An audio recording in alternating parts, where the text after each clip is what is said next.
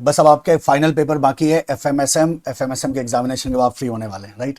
सो आज इस वीडियो में मैं आपको बताऊं कि हम एफएम का कंप्लीट रिवीजन करने जा रहे हैं। एसएम का थॉरो रिवीजन ऑलरेडी अब मैं आपको प्रोवाइड कर चुका हूं, डेफिनेटली आपने उसको देखा होगा। Now in this video we are going to cover the FM, जो हम राइट। सो हम स्टार्ट करेंगे हमारे चैप्टर नंबर 4 से, जिसका नाम है कॉस्ट ऑफ कैपिटल।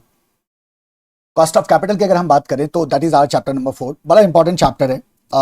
इस पॉइंट ऑफ व्यू से नहीं कि यहाँ से बहुत ज़्यादा क्वेश्चंस आते हैं, मैं ऐसा तो नहीं कहूँगा, बट हाँ ये बड़ा फंडामेंटल चैप्टर है जहाँ जहाँ के कॉन्सेप्ट्स को आप हर एक जगह यूज कर रहे होते हैं, राइट।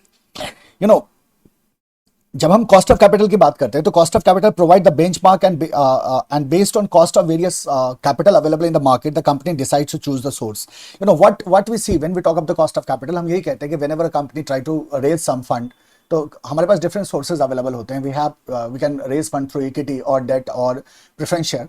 सो जाहिर सी बात है, हम किसी भी सोर्स से अगर पैसे को रेज करें तो उसमें हमारा कुछ ना कुछ कॉस्ट आता है। That what the cost of capital is, right. हम इसको अपॉर्चुनिटी कॉस्ट से देख सकते हैं, कॉस्ट ऑफ कैपिटल को हम इस तरह भी से भी देख सकते हैं। अगर मान लो कोई भी इन्वेस्टर आपकी कंपनी में इन्वेस्ट करता है तो जाहिर सी बात है अगर वो इन्वेस्टर वही पैसा कहीं और इन्वेस्ट कर रहा होता तो उसको कुछ ना कुछ रिटर्न आता, तो जाहिर सी बात है वो उस रिटर्न को सेक्रीफाइस करके आपके यहाँ इन्वेस्ट करने को आ रहे हैं। So there is a certain opportunity cost involved, and that will decide basically to a great extent your cost of capital. So cost of capital की बात करें हम तो this is basically the expectation of the investors. We know that cost of capital is nothing but the expectation of the investors. Investors की क्या expectation है? That what the cost of capital is. It is the average rate of return required by the investor who provide capital to the firm. अब हम चाहे हम lender की बात करें, चाहे हम शेयर होल्डर्स की बात करें, उनका क्या expected average rate of return है, क्या वो एक्सपेक्ट करते हैं कंपनी से कि क्या उन्हें एवरेज रेट ऑफ रिटर्न मिलने वाला है। That is basically your cost of capital. ज्यादा थियरी की बात हम नहीं करने जा रहे हैं। सो cost of capital is not the amount what company actually page और प्लान्स टू पे, rather than it is expectation of the investors providing the capital.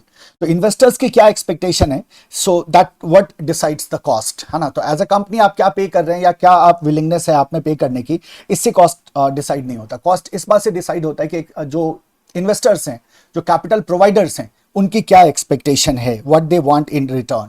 This cost of capital expressed in the rate that is used to discount और compound the cash flows.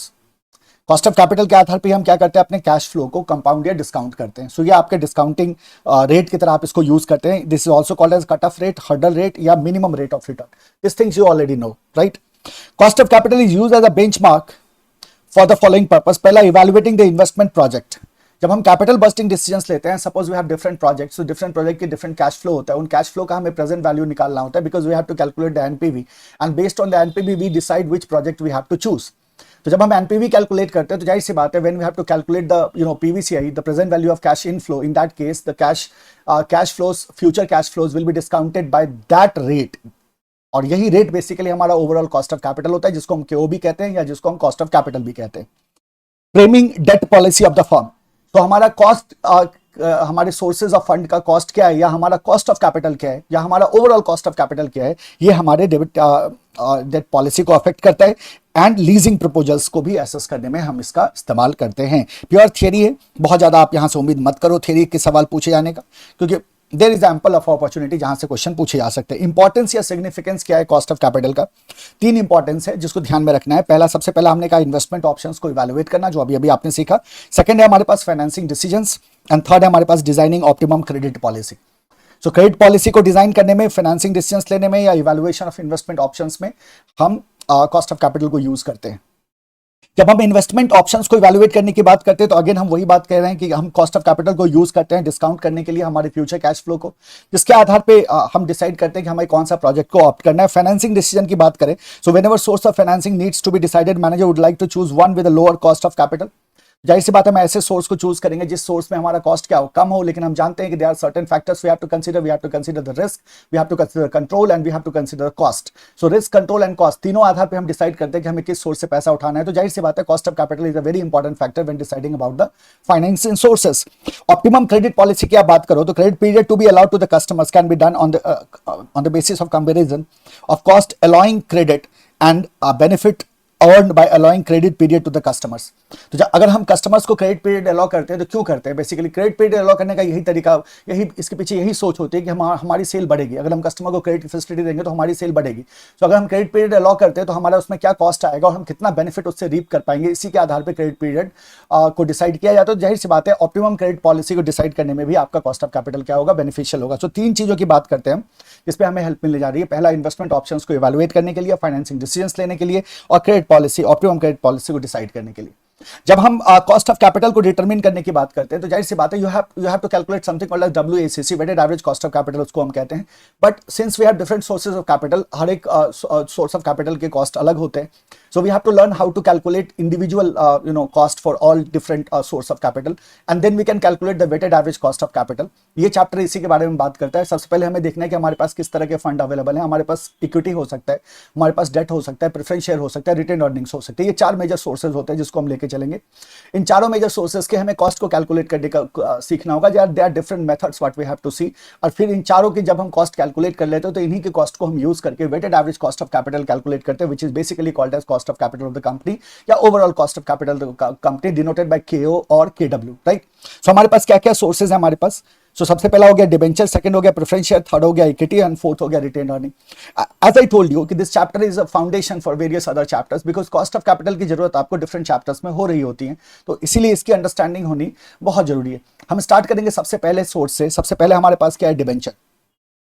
Debenture की बात करते हैं तो debenture के कुछ बहुत ही बेसिक फीचर्स हैं, आपके सामने अभी दिख रहे होंगे, जिसे हमें सबसे पहले देखना चाहिए। जैसे जब हम डिबेंचर की बात करते हैं, सो हर एक डिबेंचर क्या होता है? That is denominated with some value which is called as basically face value. जैसे अगर आपका क्वेश्चन में लिखा रहता है debenture issued at let's say 100 rupees और the face value of debenture is 100 rupees, तो that is basically that denominated value and that is called as face value. So debt या bond denominated with some value called as face value, right. अब face value का क्या importance है? Face value का importance है कि face value के आधार पे ही हम इंटरेस्ट का कैलकुलेशन करते हैं। सो इंटरेस्ट रेट जो एप्लीकेबल होगा that will be applicable on the face value, you already know that. Coupon rate का मतलब होता है इंटरेस्ट रेट। हर एक बॉन्ड या डिबेंचर के साथ आपका क्या आता है? कूपन रेट आता है। Coupon rate is nothing but the interest rate and that will be fixed. So fixed interest rate to be paid, है ना। तो अब यहाँ एक्सेप्शन हो सकते हैं। जैसे अगर आपको 0 कूपन बॉन्ड पूछा जाए, अगर मान लो क्वेश्चन में लिखा हो 0 कूपन बॉन्ड, तो आपको समझ जाना है कि 0 कूपन बॉन्ड का मतलब क्या हो गया कि 0 कूपन रेट इस पे एप्लीकेबल होगा, मतलब इस पे इंटरेस्ट एप्लीकेबल नहीं है। तो ये एक एक्सेप्शन हो गया, यहां कूपन रेट आपको नहीं दिखाई देगा। या डीप डिस्काउंट बॉन्ड की अगर आप बात करो तो यहां भी आपको कूपन रेट दिखाई नहीं देगा। सो एक फीचर हो गया फेस वैल्यू, दूसरा फीचर हो गया कूपन रेट। इसके अलावा हर एक डेट का एक मैच्योरिटी पीरियड होता है। जरूरी नहीं है कि हो, क्योंकि डेट 2 तरह का हो सकता है, एक होता है रिडीमेबल, एक होता है इरिडीमेबल। अगर इरिडीमेबल डेट है तो उस कंडीशन में उसका कोई मैच्योरिटी पीरियड नहीं होता है, वो अनंत काल के लिए होता है। बट अगर रिडीमेबल है तो मैच्योरिटी पीरियड होगा। सो मैच्योरिटी पीरियड को हम क्या कह सकते हैं? लाइफ ऑफ डेट कह सकते हैं। Comes with a fixed maturity period if redeemable. अगर रिडीमेबल है तो फिक्स्ड मैच्योरिटी पीरियड होता है, अगर इरिडीमेबल है तो उस समय में फिक्स्ड मैच्योरिटी पीरियड नहीं होता। So you have the face value, you have the coupon rate and you have the maturity period. जब maturity period पूरा हो जाता है आपके डेट का, तो in that case you will have something called as redemption value। तो अगला जो हमारा फीचर है बहुत इंपॉर्टेंट है, that is redemption value। In short it is also called as RV। Face value को हम FV कहते हैं, redemption value को RV कह सकते हैं। तो based on debt covenants RV is determined। अब कंडीशंस हो सकते हैं कि भाई किस तरह से इसको रिडीम किया जा रहा है। अगर आपको लिखा जाता है रिडीम एट पार, तो आप समझ जाओ फेस वैल्यू पे ही डेट को रिडीम किया जा रहा है। May vary from the face value, may vary from the face value, हो सकता है ये फेस वैल्यू पे ही रिडीम हो या हो सकता है इसका वैल्यू चेंज हो जाए। So while solving the question we have to be careful कि भाई रिडीम्शन एट पार बोल रहा है या रिडीम्शन में किसी तरह का कंडीशन कॉवेनेंट यूज किया जा रहा है। बेनिफिट्स टू द कंपनी, अगर हम डेट की बात करें तो डेट का बेनिफिट कंपनी को भी होता है, बिकॉज जब आप डेट को यूज करते हैं तो डेट आपको टैक्स शील्ड देता है।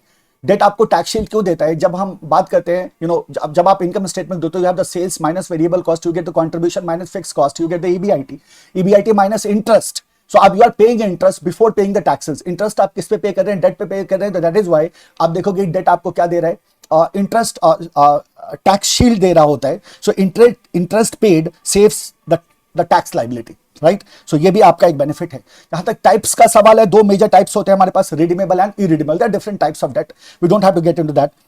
रिडीमेबल एंड इरिडीमेबल को हमें यहां क्या करना है, ध्यान में रखना है। ओनरशिप एंड इन्वॉल्वमेंट की बात करो, ओनरशिप को बहुत इंपॉर्टेंट है ध्यान में रखना, क्योंकि जब भी आप किसी भी सोर्स ऑफ कैपिटल को यूज करोगे तो ओनरशिप बहुत बड़ा फैक्टर होता है। जैसा मैंने आपको कहा कि हम कहां से पैसा उठाएंगे, ये इस बात पर डिपेंड करता है कि उससे एसोसिएटेड रिस्क क्या है, कंट्रोल क्या है और कॉस्ट क्या है उसका, राइट। सो कंट्रोल भी बड़ा इंपॉर्टेंट है। लेकिन डेट के केस में क्या होता है कि डेट जो लेंडर है उसको मतलब नहीं है आपके कंपनी के अफेयर से, they are only interested for their interest, कि उनका इंटरेस्ट उन्हें टाइम से मिलता रहे, that is what their area of interest is. So आप क्या कहते हो, does not confer to the ownership, इसमें किसी तरह का ओनरशिप नहीं मिलता आपको, and involvement in company affairs नहीं होता। So no involvement in company affairs. ये कुछ फीचर्स हैं डेट के जो हमें ध्यान में रखना है। फेस वैल्यू है, कूपन रेट है, मैच्योरिटी पीरियड है, रिडेम्पशन वैल्यू है, रिडीमेबल हो सकता है, इरिडीमेबल हो सकता है, ओनरशिप एंड इन्वॉल्वमेंट नहीं होती है, और कंपनी का फायदा होता है टैक्स शील्ड। जब हम बात करते हैं इसके कैलकुलेशंस की, डेट के कैलकुलेशंस की, तो टाइप्स ऑफ डेट की जब हम बात करते हैं, types of debt based on tenure, तो आपके पास रिडेम्पशन और मैच्योरिटी के आधार पर दो तरह के होते हैं। एक होता है इरिडीमेबल डेट, एक होता है redeemable debt. As I told you, irredeemable का मतलब क्या होता है, परपेचुअल। अब हमें क्या करना है, सबसे पहले इसको कैलकुलेट करना सीखना है कि how can we calculate the cost of irredeemable debt and the redeemable debt. तो सबसे पहले आते हैं कॉस्ट ऑफ इरिडीमेबल डेट को हम देखते हैं, right. Cost of irredeemable debt की बात करें तो हमने क्या कहा, इरिडीमेबल डेट है, इसका मतलब ये कभी भी रिडीम नहीं होगा, ये परपेचुअल है। Irredeemable debts are those debts which are not redeemed by the debt holder for the lifetime of the company. So company के लाइफ टाइम के लिए क्या होता है, रिडीम नहीं होता है। दिस मीन्स परपेचुटी, इसी को हम परपेचुटी कहते हैं basically. So interest will be paid in for life time, इसका मतलब तो यही हुआ ना, अगर रिडीम नहीं होगा तो रिडेम्पशन वैल्यू नहीं होगा, और इंटरेस्ट आप लाइफ टाइम क्या हो रहा होगा, पे हो रहा होगा अगेंस्ट द इरिडीमेबल डेट। तो जरा सोचो, हम क्या कहते हैं, अगर इंटरेस्ट लाइफ टाइम पेड हो रहा है तो परपेचुटी है, परपेचुटी है तो सिंपली क्या कर सकते हैं, KD is equal to interest upon NP 1 minus T. So here T is the tax, T क्या है हमारे पास, टैक्स है। NP is basically your net proceeds, NP is basically your net proceeds, right, and I is your interest. So coupon rate से आप क्या calculate करोगे, interest calculate करोगे। इंटरेस्ट हमेशा किस पे कैलकुलेट होता है, फेस वैल्यू पे कैलकुलेट होता है। Net proceed, this is net proceed, हमेशा याद रखना, I upon NP multiply to 1 minus T. So अगर नेट प्रोसीड की बात करें हम, तो नेट वर्ड आ गया है, इसका मतलब यहां डेफिनेटली कुछ ना कुछ डिफरेंस है। तो किस चीज का डिफरेंस है ये, बेसिकली तो इशू प्राइस और इशू एक्सपेंसेस का डिफरेंस है। जब भी आप डिबेंचर इशू करोगे तो कुछ ना कुछ खर्चा होगा आपका, जिसे आप इशू एक्सपेंसेस कहते हैं। सो इशू प्राइस में से आपको इशू एक्सपेंस को जब माइनस करते हो, then you get something called as net proceed. So net proceeds and flotation cost आपको समझना है। Net proceeds here mean the total amount received by the company on issue of debt. So this is total amount received by the company. Will this be the face value, जरूरी नहीं है, ये हो भी सकता है, नहीं भी हो सकता है। तो हम कहते हैं कि there are certain cost like underwriting है, ब्रोकरेज फीस है, लीगल है, एडमिनिस्ट्रेटिव चार्जेस है, प्रिंटिंग एक्सपेंसेस है, रजिस्ट्रेशन फीस है, एक्सेट्रा। ये सब मिलकर आपका बनता है फ्लोटेशन कॉस्ट। इसी को आप बेसिकली इशू एक्सपेंस कह रहे हो। अगर फ्लोटेशन कॉस्ट गिवन है, फ्लोटेशन कॉस्ट कई तरह से दिया जा सकता है। क्वेश्चन में हो सकता है कि रुपीज के टर्म में दे दिया जाए फ्लोटेशन कॉस्ट, या परसेंटेज के टर्म में दे दिया जाए कि भाई फेस वैल्यू का इतना परसेंट जो है वो फ्लोटेशन कॉस्ट है, राइट। कभी कभी ऐसा भी हो सकता है कि फेस वैल्यू गिवन है और आपसे इशू प्राइस का सर्टेन परसेंट फ्लोटेशन कॉस्ट बोल दिया जाए, तो उस समय ध्यान रखना है कि क्या फेस वैल्यू ही इशू प्राइस है या यहां पे किसी तरह का ग्लिच है। मेरे प्रीवियस वीडियो में मैंने आपको ये सिखाया था कि ऐसा हो सकता है कि फेस वैल्यू ही इशू प्राइस ना हो और आपको इशू प्राइस पहले कैलकुलेट करना पड़े, फिर इशू प्राइस पे आप क्या करोगे, you will have to apply the percentage whatever there is applicable for the flotation cost। तो ये कैसे देखोगे आप, that totally depends on the question, किस तरह का डेटा क्वेश्चन में गिवन है। सो आपने क्या करना है, फ्लोटेशन कॉस्ट देखना है। ये ऐसा हो सकता है कि फ्लोटेशन कॉस्ट डायरेक्ट ना देके इन एक्सपेंसेस को मेंशन कर दिया गया हो कि इस तरह के एक्सपेंसेस हुए। हाँ, ऐसा हो सकता है, ये भी पॉसिबल है। तो आपको क्या करना है, उन एक्सपेंसेस को ऐड करके फ्लोटेशन कॉस्ट निकाल लेना है और फिर इशू प्राइस में से फ्लोटेशन कॉस्ट को माइनस करोगे, you will get your net proceed, right? So flotation cost is the expenditure incurred to make securities available to the market. Net proceed can be determined by adjusting the flotation cost। तो आपने क्या, net proceed is issue price minus issue expenses and that issue expenses is your flotation cost। अगर issue expenses ना given हो तो हम कहते हैं फिर तो कोई मतलब ही नहीं है, तो हमारा net proceed क्या हो जाएगा, issue price के बराबर हो जाएगा, फिर हमें कुछ करने की जरूरत नहीं है, right? ये था आपका कॉस्ट ऑफ इरिडीमेबल डिबेंचर। क्या बोला, irredeemable debenture KD is equal to I upon NP 1 minus T, I upon NP 1 minus T, interest upon net proceed multiply to 1 minus T. 1 minus T क्यों कर रहे हैं, तो टैक्स को adjust करने के लिए, राइट। सेकंड आते हैं रिडीमेबल डिबेंचर। रिडीमेबल डिबेंचर की बात करें तो we have the approximation method. दो तरह के मेथड्स को हम अप्लाई कर सकते हैं, अप्रोक्सीमेशन मेथड को, पीवी मेथड को, राइट। अप्रोक्सीमेशन की मेथड की अगर हम बात करते हैं तो we have a direct formula. तो cost of redeemable debenture will be calculated as follows, KD is equal to interest 1 minus T plus RB minus NP divided by N divided by RB plus NP divided by 2। अब हमको ध्यान क्या रखना है, सबसे पहले ये बताओ। अब इस फॉर्मूला के बैकग्राउंड में तो मैं नहीं जाऊंगा, वो सब आपने रेगुलर क्लास में समझा हुआ है। बेसिकली आप इसको तेजी से क्या करो, रिपीट करो मेरे साथ, आपको रिपीट करना है बालक, तभी आपको इस सेशन का मैक्सिमम बेनिफिट मिल सकता है। क्या कहा आपने, KD is equal to I 1 minus T plus RB minus NP divided by N divided by RB plus NP divided by 2। तो यानी कि यहाँ हम क्या ले आ रहे हैं, हम यहाँ एवरेज ले आ रहे हैं और या रिडेम्पशन वैल्यू में से हम अपने एनपी को माइनस करते हैं, डिवाइड करते हैं एन से। एन क्या है यहाँ, एन का मतलब है रिमेनिंग लाइफ। अब आपको इसको ध्यान में रखना है, remaining life, and that remaining life can be the total life और can be the remaining life. अब इस बात को ही ध्यान रखना है कि मान लो 10 साल पहले डेट इशू हुआ था, लेकिन 5 साल के बाद आज आपसे पूछ रहा है कि बताओ इसका कॉस्ट क्या होगा। तो अब ऐसे सिचुएशन में क्या होगा, 5 साल तो बीत चुका है, तो अब आपका जो रिमेनिंग लाइफ है that is n is equal to 5 years. बस इस बात का ध्यान रखना है। और इस फॉर्मूला में कुछ भी नहीं है, बहुत सिंपल है। KD is equal to interest 1 minus T, तो आपको लाना ही होगा, plus RV minus NP divided by n। n का मतलब है रिमेनिंग लाइफ, और डिवाइड कर देते हैं उसको हम उसके एवरेज से, मतलब RV plus NP by 2, right. यही चीज जब हम प्रेफरेंस शेयर में जाते हैं तो प्रेफरेंस शेयर में भी आपका इरिडीमेबल और रिडीमेबल होता है। तो वहां जब आप रिडीमेबल प्रेफरेंस शेयर को कैलकुलेट करते हैं तो आपका टैक्स एप्लीकेबल नहीं होता है, क्योंकि हम जानते हैं जब हम प्रेफरेंस डिविडेंड पे करते हैं, प्रेफरेंस डिविडेंड है पेड ऑन पैट, तो प्रॉफिट आफ्टर टैक्स पे हम पे करते हैं, तो वहां हमें टैक्स को एडजस्ट करने की जरूरत नहीं होती, सीधा हम यहाँ PD ले लेते हैं। बट इंटरेस्ट क्या है, ये टैक्स डिडक्टेबल है, इसीलिए हम यहाँ क्या कर रहे हैं, इंटरेस्ट 1 माइनस टी कर रहे हैं, टैक्स शील्ड के इफेक्ट को हम यहाँ शो कर रहे हैं। सो दिस इज योर KD। अब सवाल आता है, देखो जब हम इश्यू करने की बात करते हैं या रिडीम करने की बात करते हैं, यहां प्रीमियम का इफेक्ट हो सकता है, डिस्काउंट वगैरह आ सकते हैं, ठीक है। देखो the ever formula is to calculate cost of debt is used where only interest on tax is tax deductible. जो इंटरेस्ट ऑन टैक्स है अगर वही सिर्फ टैक्स डिडक्टेबल है तो I 1 माइनस टी किया था आपने, बट ऐसा हो सकता है sometime debts are issued at a discount और रिडीम एट अ प्रीमियम, और ये जो डिस्काउंट पे इशू हो रहा है या प्रीमियम पे रिडीम हो रहा है, अगर ये भी टैक्स डिडक्टेबल हो तो क्या होगा। इसका मतलब सर जो RV और NP है उस पर भी मुझे टैक्स का इफेक्ट दिखाना होगा। तो ऐसे सिचुएशन में क्या करेंगे, ये जो मेरा I 1 माइनस टी यहां है ना, इसको उठा के यहां डाल देंगे। So that will be the only change in the formula. So आप क्या करोगे, 1 माइनस टी को यहां से उठा के आपने यहां डाल दिया, तो ये पूरे पे इसका इफेक्ट आपको देखने को मिलेगा। This is your new formula. लेकिन ये तब इस्तेमाल करोगे जब आप डिस्काउंट या प्रीमियम पे आप क्वेश्चन में मेंशन हो कि ये क्या है, टैक्स डिडक्टेबल है, जो जनरली देखने को नहीं मिलता। So KD is equal to I plus RV minus NP divided by, और उसका एवरेज ले लिया, RV plus NP divided by 2 multiply to 1 minus T. कब यूज करेंगे, ये हम तभी यूज करेंगे जब क्वेश्चन में स्पेसिफिकली मेंशन्ड हो कि ये जो जिस डिस्काउंट पे इशू हो रहा है या प्रीमियम पे रिडीम हो रहा है ये टैक्स डिडक्टेबल है। अगर ऐसा कुछ भी नहीं है तो आपको ये फॉर्मूला बिल्कुल भी इस्तेमाल करने की जरूरत नहीं है। जो प्रीवियस फॉर्मूला था उसी फॉर्मूला को आपको क्या करना है, यूज करना है। Then after we can go for the cost of debt using PV method. जैसा मैंने आपसे कहा YTM या PV मेथड का हम इस्तेमाल कर सकते हैं, प्रेजेंट वैल्यू मेथड का हम इस्तेमाल कर सकते हैं। जब हम डेट की बात करते हैं तो there is a cash flow, right. सीधी सी बात है, जब हम डेट की बात करी तो हमने कैश फ्लो की बात करी। फ्यूचर कैश फ्लो में हमारे पास क्या होता है, तो इंटरेस्ट का कैश फ्लो हमें देखने को मिलता है। आज इशू हुआ मान लो और 5 साल के बाद रिडीम हो रहा है, तो बीच में क्या होता है, हमारा इंटरेस्ट 1 माइनस टी का फ्लो हमें दिखता है, जो पेमेंट किया जा रहा होता है किसको, डेट होल्डर को। तो ये इंटरेस्ट 1 माइनस टी आप क्या करते हो, डेट होल्डर को पे कर रहे हो तो over the period of time. यहां आपका नेट प्रोसीड आ गया, यहां आपका रिडेम्पशन वैल्यू आ गया, राइट। सो आपको क्या करना है, इन सबका प्रेजेंट वैल्यू आपको कैलकुलेट करना होगा, और प्रेजेंट वैल्यू कैलकुलेट करने के बाद you will be finding a rate at which the PVCI is equal to PVCO। और आप जानते हैं इसी रेट को आप क्या कहते हो, IRR कहते हो। सो PV मेथड में बेसिकली आप इसी तरह से यूज करते हैं, सेम IRR मेथड को यूज कर लेते हो। डिटेल में यहां नहीं बताऊंगा, आगे बताऊंगा। The cost of redeemable debt is also calculated by discounting the relevant cash flow using the internal rate of return। हम क्या कर सकते हैं, जो relevant cash flow है उसको IRR से हम डिस्काउंट कर सकते हैं, right। Here YTM is the annual return of an investment from the current date till the maturity date। That what the YTM is। सीधा प्रोसेस पे आओ। सबसे पहले हमें क्या करना है, first of all we have to identify the cash flow. जैसे हमने आइडेंटिफाई किया, हमारे पास 3 मेजर कैश फ्लो में दिख रहा है। एक है हमारा नेट प्रोसीड, दूसरा है हमारा इंटरेस्ट नेट ऑफ टैक्सेस, और तीसरा हमारे पास रिडेम्पशन वैल्यू है। तो we have to identify the cash flow. 0 year में क्या हो गया, आपका नेट प्रोसीड हो गया, राइट। 1 to n ईयर्स में आपका इंटरेस्ट का फ्लो हो गया, that is interest net of taxes. और जब आप लास्ट ईयर में पहुंचते हैं, nth ईयर में पहुंचते हैं, तो रिडेम्पशन वैल्यू आपका हो गया, दैट इज RV। तो this is your basically relevant cash flow. सबसे पहले आपको क्या करना है, identify the cash flow. Step number 1 में कैश फ्लो को आइडेंटिफाई कर लेते हैं। कैश फ्लो को आइडेंटिफाई करने के बाद हम NPV कैलकुलेट करते हैं, और NPV will be calculated on 2 discounting rates. हमने क्या किया, 2 डिस्काउंट रेट का इस्तेमाल करके NPV कैलकुलेट किया, और फिर इंटरपोलेशन का फॉर्मूला लगा देते हैं जिससे IRR मिल जाता है। आपको याद होगा IRR is equal to lower rate plus NPV at lower rate divided by NPV at lower rate minus NPV at higher rate multiply to higher rate into lower rate. Definitely याद होगा आपको। That interpolation formula will be used, and from that we can calculate simply IRR। So calculate the IRR।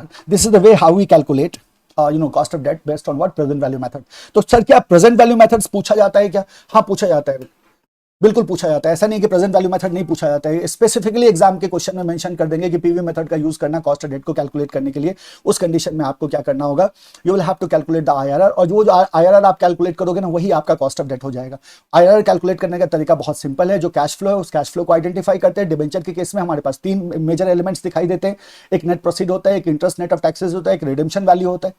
Net proceed मेरा already present value में है, तो हम क्या करेंगे, जो इंटरेस्ट नेट ऑफ टैक्सेस है और जो आरवी है इसका हम प्रेजेंट वैल्यू कैलकुलेट करेंगे, and then we will be applying, we will calculate NPV based on 2 discounting rates. कोई भी डिस्काउंटिंग रेट्स रैंडमली लेंगे, 10%, 12%, 10%, 15%, आपको थोड़ा सा ट्रायल एरर यहाँ हो सकता है।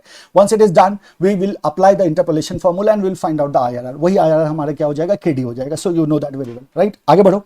Now we have the amortization of bond. amortization of bond पे भी क्वेश्चंस पूछे जाते हैं। amortization ऑफ बॉन्ड का मतलब बड़ा सिंपल सा है। इसमें हम कहते हैं कि आपने जब इंटरेस्ट पे किया तो इंटरेस्ट के साथ साथ प्रिंसिपल भी पे होता है, और रिड्यूसिंग प्रिंसिपल पे इंटरेस्ट का कैलकुलेशन होता है। That what the amortization simply means.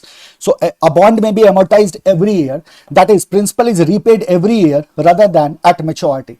तो अभी प्रीवियस केस में हमने क्या देखा कि जो आपका प्रिंसिपल था वो आप मैच्योरिटी पे करते थे as a redemption value, but in the case of amortization of bond ऐसा नहीं होता, और हम प्रिंसिपल को भी हर एक साल पे कर रहे होते हैं। और जितना हम प्रिंसिपल पे करेंगे, जैसे मान लो अगर 10,000 है और 10 साल के लिए, और मैं कहता हूं amortized इक्वली एवरी ईयर, इसका मतलब 1,000 का पेमेंट हर एक साल होगा, और जब 1,000 का पेमेंट हर एक साल प्रिंसिपल का भी होगा तो आपका प्रिंसिपल रिड्यूस होता चला जाएगा, और जब उस रिड्यूस्ड प्रिंसिपल पे इंटरेस्ट का कैलकुलेशन होता है, that is the only thing we have to keep in mind here. In such situation, the principal will go down with annual payments and interest will be computed on the outstanding amount. Outstanding amount पे हम interest को calculate कर लेते हैं। तो value of bond कैसे calculate होगा, तो ये मान लो आपका कैश फ्लो 1 है, divided bye 1 plus KD power 1। आप क्या कर रहे हैं, इसका प्रेजेंट वैल्यू लेके आ रहे हैं, C2 1 plus KD power 2, CN 1 plus KD power 1, तो VB and T tends to 1, CT by 1 plus KD power T, right. So what we do, हमने क्या कहा कि सर देखो, जैसे अगर ये क्वेश्चन है 5 ईयर बॉन्ड है 5,000 का at 8% rate of interest per annum, the bond will be amortized equally over its life. इसका मतलब क्या हो गया कि हर एक साल क्या हो रहा होगा, 1,000 का पेमेंट हो रहा होगा, हर एक साल क्या हो रहा होगा, 1,000 का पेमेंट हो रहा होगा। सो जब पहले साल का कैलकुलेट करोगे ना, तो पहले साल में मान लो आपने 5,000 पे क्या किया, पेमेंट कर दिया, इंटरेस्ट लगाया 8% का, फिर आप क्या करते हो 4,000 पे चले आओगे, क्योंकि 5,000 में से 1,000 तो माइनस हो जाएगा क्योंकि ये भी पे होगा, तो आप कितने पे इंटरेस्ट लगाओगे, 4,000 पे। नेक्स्ट ईयर में आपका फिर इसमें से 1,000 माइनस करोगे, कितने पे इंटरेस्ट लगाओगे, 3,000 पे। इस तरह से 2,000 पे इंटरेस्ट लगेगा, 1,000 पे इंटरेस्ट लगेगा, और जब ये 1,000 पे इंटरेस्ट लगाओगे, ये आपका लास्ट ईयर होगा, क्योंकि इसके बाद तो पैसा बचेगा ही नहीं, कि 1,000 प्रिंसिपल पे होगा और ये खत्म हो जाएगा amount. So in this way you will be calculating it. तो reducing amount, reducing principal and reduce principal पे इंटरेस्ट अप्लाई करते जाना है, दैट्स इट। आपके कैश फ्लोज आ जाएंगे, जैसे कैश फ्लोज आए उन कैश फ्लो को डिस्काउंट करो, और कैश फ्लो को डिस्काउंट करके you will calculate the value of bond, correct. Cost of convertible debenture, right. ये कॉन्सेप्ट रिवीजन है बालक, अच्छी तरह से कॉन्सेप्ट एंड फॉर्मूला को रिवाइज कर लो, राइट। हर एक चैप्टर के कुछ इंपॉर्टेंट क्वेश्चंस के लिए मैं एक सेपरेट वीडियो आपके लिए डालूंगा। जैसे ये कंप्लीट हो जाता है, आप फटाफट क्या कर सकते हैं, उसको फॉलो कर सकते हो। वीडियो ऑलरेडी डाला हुआ है, आप उसको फटाफट देख सकते हो एक नजर। So cost of convertible debenture की बात करते हैं हम यहाँ। Now see this, we have another case. तो हमने देखा इरिडीमेबल को, रिडीमेबल डिबेंचर को, फिर हमने देखा amortization ऑफ बॉन्ड को, और हम देख रहे हैं कन्वर्टेबल डिबेंचर। कन्वर्टेबल डिबेंचर का मतलब क्या है, यहाँ एक सिंपल सा कंडीशन आता है कि यहाँ ऑप्शन होता है डिबेंचर के कन्वर्ट होने का इनटू द इक्विटी शेयर्स। सो जब मैच्योरिटी पीरियड पूरा हो रहा होता है, तो मैच्योरिटी पीरियड में आपके पास ऑप्शंस आ जाते हैं। 2 ऑप्शंस होते हैं आपके पास, या तो आप उस डेट के अगेंस्ट कैश ले लो, या फिर कैश की जगह आप उसको इक्विटी में कन्वर्ट करा लो। इक्विटी में कन्वर्ट करने का कंडीशन प्री डिटरमिन्ड होता है, पहले से दिया हुआ होगा। ऐसा हो सकता है जैसे लिखा है कि एक debt is equal to 4 shares. इसका मतलब ये होगा कि एक डेट के बदले आपको 4 इक्विटी शेयर्स मिल जाएंगे। अब यहां प्रॉब्लम क्या आती है, जब आप कॉस्ट कैलकुलेट करते हो कन्वर्टेबल डिबेंचर का, तो प्रॉब्लम यह आती है कि रिडेम्पशन वैल्यू क्या होगा, क्योंकि आपके पास 2 ऑप्शन है, आप इसको शेयर में भी कन्वर्ट करा सकते हो और आप कैश भी ले सकते हो। जब आप मान लो अगर लिखा है कि रिडेम्पशन एट पार का ऑप्शन है हमारे पास, लेट्स से, या रिडेम्पशन वैल्यू दे रखा है कि फेस वैल्यू पे ही रिडीम होगा, तो इसका मतलब अगर हम रिडीम करते हैं, कैश लेना चाहते हैं, तो फेस वैल्यू जो भी होगा, मान लो 100 रुपये का डिबेंचर था तो 100 रुपये हमें मिल जाएगा। लेकिन अगर मैं कन्वर्ट कराता हूं, तो हमने कहा एक debenture is equal to 4 share है, और मान लो एक शेयर का उस समय मार्केट प्राइस 50 रुपये का है, तो 50 मल्टीप्लाइड टू 4 हो जाएगा, यानी कि 200 में वो रिडीम होगा। तो आप कौन सा ऑप्शन चूज करोगे, and that is the trick we have to keep in mind in the case of convertible debenture। हम देखते हैं कि अगर मैं कैश पे रिडीम करता हूं तो मुझे कितना मिलता है, और हम देखते हैं कि अगर मैं इसको शेयर में कन्वर्ट कराता हूं तो मुझे कितना मिलेगा, और जो वैल्यू ज्यादा होगा वही मेरा रिडेम्पशन वैल्यू हो जाएगा। उसको मैं रिडेम्पशन वैल्यू कंसीडर करते हुए अप्रोक्सीमेशन का फॉर्मूला लगाऊंगा, मुझे मेरा केडी मिल जाएगा। अब यहां एक बात का ध्यान में रखना है कि जो शेयर में जब आप कन्वर्ट करने की बात करते हो, तो यहां ये हो सकता है कि उस इक्विटी शेयर के रिलेटेड डेटा आपको गिवन हो, और आपको करंट उसका कैलकुलेट करना पड़े market price, that is possible, right. Complicate करने का यही एक तरीका है कि वो आपको कुछ एडिशनल डेटा दे देंगे और ये नहीं बताएंगे कि अभी उसका मार्केट प्राइस है क्या, तो आपको कैलकुलेट करना होगा, फिर आपको नंबर ऑफ शेयर से मल्टीप्लाई करना होगा, फिर जाके आप रिडीम्पशन वैल्यू फाइंड आउट कर पाओगे। So the holders of the convertible debenture have the option to either get the debenture redeemed into the cash or get a specified number of shares in lieu of the cash. या तो आप cash में redeem करा लो या cash के against shares ले लो। The calculation of cost of convertible debenture are very much like that of the redeemable debenture. Same होता है, कुछ खास फर्क नहीं होता, बस इतना ध्यान में रखना है while determining the redemption value of the debenture, it is assumed that all the debenture holder will choose the option which has the higher value and accordingly it will be considered to calculate the cost of debenture. बस हमें ये देखना है कि दोनों option में value किसका ज्यादा है। अगर मैं कैश लेता हूं वो वैल्यू ज्यादा है, या अगर मैं इक्विटी में कन्वर्ट कराता हूं वो वैल्यू ज्यादा है। जो वैल्यू ज्यादा होगा वो हमारा ऑप्शन होगा, उसको हम रिडीम्पशन वैल्यू कंसीडर करेंगे और केडी का फॉर्मूला लगा देंगे जो हमारा रिडीमेबल डिबेंचर का फॉर्मूला था, and we will get our answer, right. This is it. Next है हमारे पास second capital we have to see is the cost of preference share capital. पहला क्या था हमारा cost of debenture. Cost of debenture में कितने केसेस हो गए, एक हो गया ई रिडीमेबल डिबेंचर, परपेचुइटी है simply I upon NP 1 minus T, simple है, राइट। उसके बाद क्या आ गया मेरे पास रिडीमेबल डिबेंचर। रिडीमेबल डिबेंचर पे हमने कहा कि KD is equal to interest 1 minus T plus RV minus NP divided by N divided by RV plus NP by 2। हमने कहा था जब डिस्काउंट या प्रीमियम ये भी टैक्स डिडक्टेबल होगा तो आई माइनस टी को बस हमें क्या करना है, फॉर्मूला के लास्ट में ले जाके रख देना है। अमोर्टाइजेशन ऑफ बॉन्ड में हमने क्या कहा कि प्रिंसिपल रिड्यूस होगा और रिड्यूस प्रिंसिपल पे इंटरेस्ट एप्लीकेबल होगा। इस तरह से हम क्या करेंगे, डिफरेंट ईयर्स का कैश फ्लो निकाल लेंगे, कैश फ्लो निकालने के बाद कैश फ्लो को डिस्काउंट करेंगे, we will get our value of bond. Then after we talked about the convertible debenture, हमने कहा रिडेम्पशन में यहाँ ग्लिच है, रिडेम्पशन को कैलकुलेट करते वक्त देखेंगे कि अगर मैं इक्विटी शेयर में कन्वर्ट कराता हूँ तो वहाँ वैल्यू ज्यादा है, और या फिर कैश लेते हैं वहां वैल्यू ज्यादा है, जिसका वैल्यू ज्यादा होगा उसको हम रिडीम्पशन वैल्यू कंसीडर करके अपना कैलकुलेशन कर लेंगे। सो ये था आपका basically debt. Now we go to the preference share capital. Now preference share capital के बारे में हम जानते हैं, प्रेफरेंस शेयर कैपिटल भी क्या होता है, एक फिक्स्ड रेट के साथ आता है और उसी फिक्स्ड रेट पे आपको प्रेफरेंस डिविडेंड पे करना होता है, राइट। तो preference shares are shareholders are paid dividend at a specified rate on the face value. तो जो भी प्रेफरेंस डिविडेंड रेट होगा वो क्या होता है, फेस वैल्यू पे एप्लीकेबल होता है, right? Payment of dividend to the preference shareholders are not mandatory but are given priority over the equity shareholders, we know that, and that is why it is called as preferred. हालांकि ये mandatory नहीं होता है, company चाहे तो ना पे करे, right. Now see the cost of preference share capital. जब प्रेफरेंस शेयर कैपिटल की बात करोगे तो यहां भी आपको दो कैटेगरी मिलेंगे, irredeemable and irredeemable, redeemable and irredeemable. So irredeemable का भी मीनिंग सेम है जैसा डेट में था और रिडीमेबल का भी मीनिंग सेम है जैसा डेट में था। तो जब हम इरिडीमेबल डिबेंचर की बात करते हैं तो आप इरिडीमेबल डिबेंचर में आपने क्या कहा था, it's like the calculation of perpetuity and as simple as it is.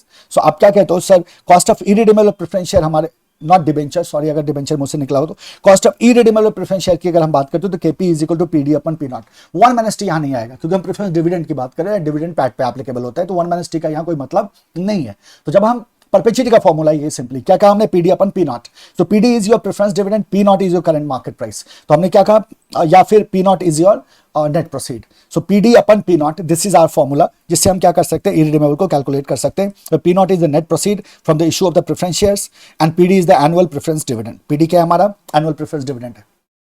क्या ऐसा हो सकता है क्वेश्चन में कि फ्लोटेशन कॉस्ट इन्वॉल्व हो, हम कहेंगे हाँ, अगर फ्लोटेशन कॉस्ट इन्वॉल्व होगा तो पी नॉट इंटू एफ हो जाएगा, जाहिर सी बात है, ये क्या हो जाएगा फिर PD is equal to P not into F. अगर फ्लोटेशन कॉस्ट इन्वॉल्व होगा क्वेश्चन में गिवन है तो हमें फ्लोटेशन कॉस्ट को एडजस्ट करना होगा इस प्राइस में। तो हमें इस बात को ध्यान में रखना है कि नेट प्रोसीड का फॉर्मूला यहाँ भी यही है, इशू प्राइस में इशू एक्सपेंसेस, डिपेंड करता है किस तरह का इंफॉर्मेशन गिवन है, अकॉर्डिंगली हम क्या करेंगे, फॉर्मूला को मैनिपुलेट कर सकते हैं, ठीक है।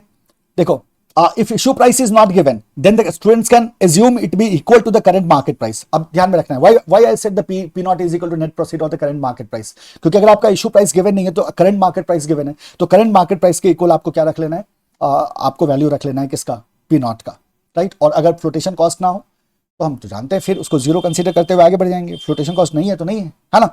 आ जाओ second, cost of redeemable preference share. जैसे हमने रिडीमेबल की बात करी तो अब रिडेम्पशन वैल्यू आएगा, और रिडीमेबल की बात करी रिडेम्पशन वैल्यू आएगा, तो we have the approximation formula of debt, same formula apply होगा, इंटरेस्ट की जगह पीडी आ जाएगा, टैक्स यहाँ एप्लीकेबल नहीं होगा तो 1 माइनस टी का कोई जिक्र आप नहीं करोगे। सो आपका फॉर्मूला क्या हो जाएगा, KP is equal to PD plus RV minus NP divided by N divided by RB plus NP divided by 2। N को लेके केयरफुल रहना है, N is basically your remaining life, NP का मतलब है नेट प्रोसीड। नेट प्रोसीड की जब हम बात कर रहे हैं तो हमने कहा इशू प्राइस में इशू एक्सपेंसेस होगा, रिडेम्पशन वैल्यू का मतलब होगा किस वैल्यू पे पीडी आपका रिडीम हो रहा है। अब आपको बस इस बात का ध्यान रखना है कि रिडेम्पशन में किसी तरह का कंडीशन तो नहीं है, किसी तरह के प्रीमियम पे रिडेम्पशन की बात तो नहीं की जा रही है, and so on. So PD plus RV minus NP divided by N divided by RV plus NP divided by 2. So this is your formula for redeemable preferential capital, right. बाकी जो कंडीशंस है वो सेम है जो आपका KD का था basically, right. तो ये आपका क्या हो गया, प्रेफरेंशियल कैपिटल. प्रेफरेंशियल कैपिटल की जब आप बात करो तो दो तरीके से हो सकता है.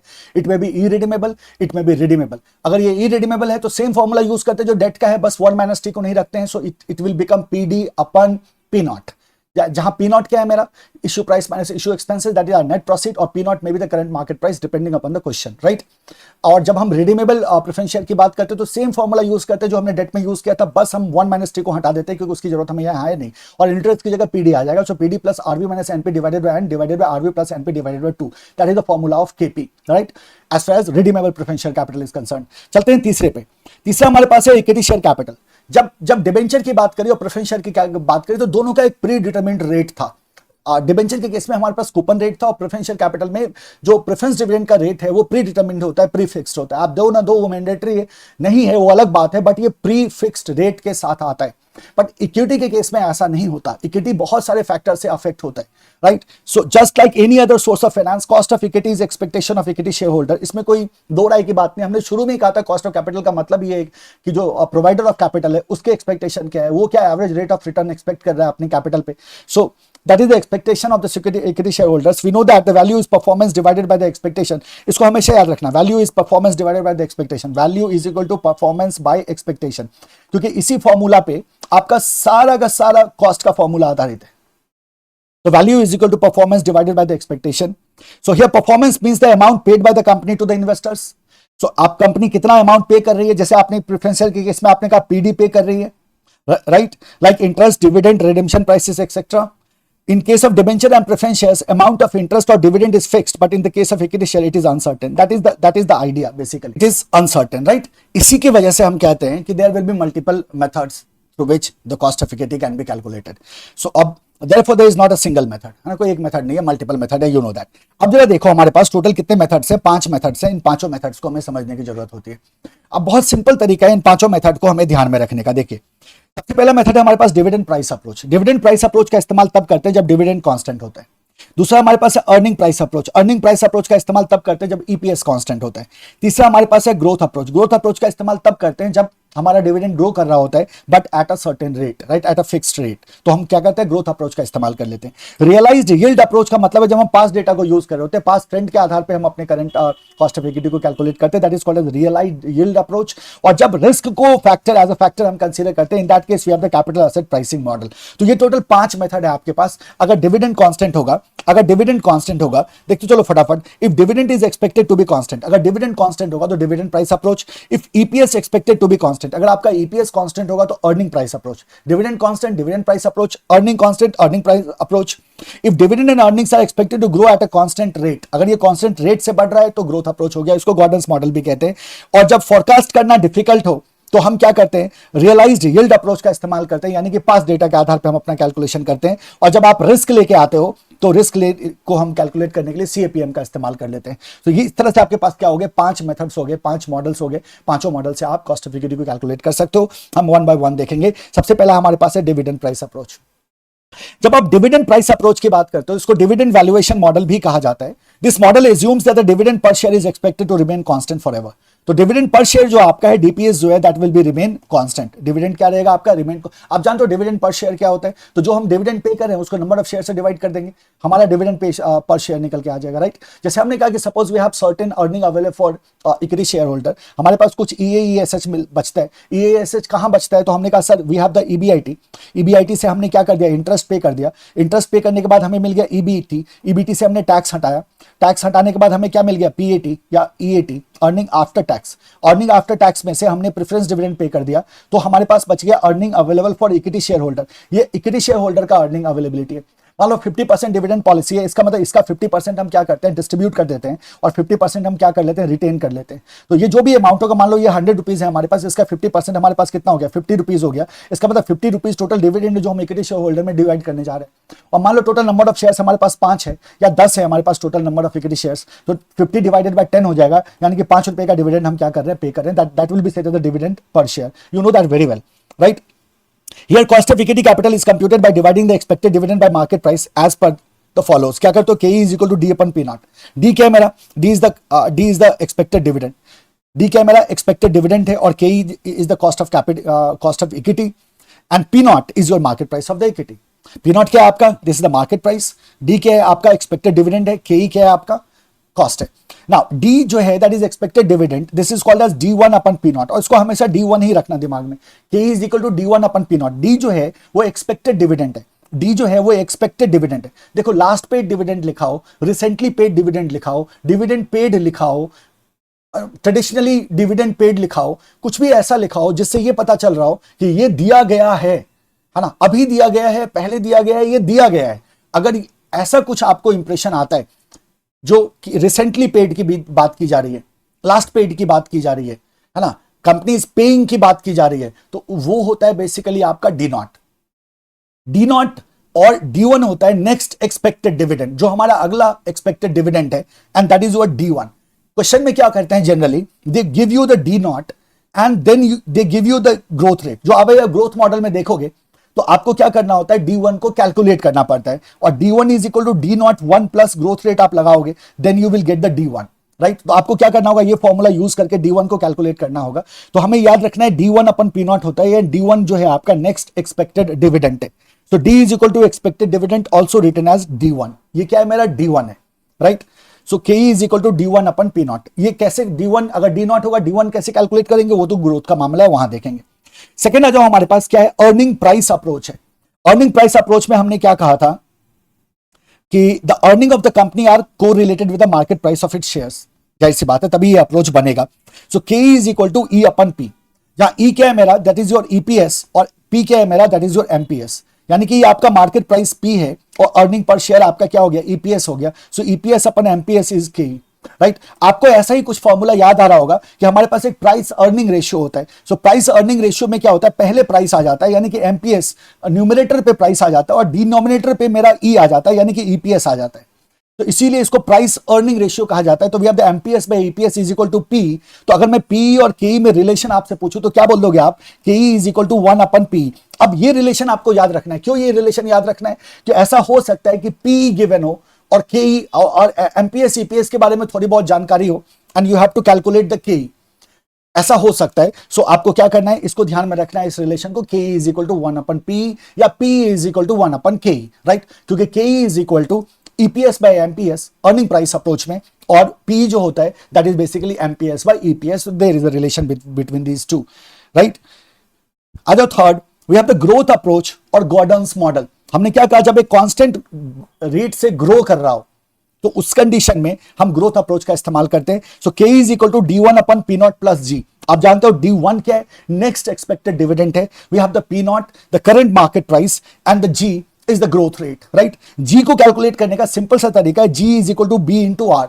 ग्रोथ किस आधार पे हम कैलकुलेट करेंगे, तो हम देखते हैं हमारा जो रिटेंशन रेशियो है, रिटेंशन रेशियो क्या है, B here is the retention ratio. जैसा मैंने आपको कहा था कि जो मेरा earning available for equity share holder है, यहां हमारी डिविडेंड पॉलिसी कैसी है, हमने कहा 50% अगर हम पे आउट रेशियो है हमारा, तो 50% हम एज अ डिविडेंड डिस्ट्रीब्यूट कर देंगे और 50% रिटेन कर लेंगे.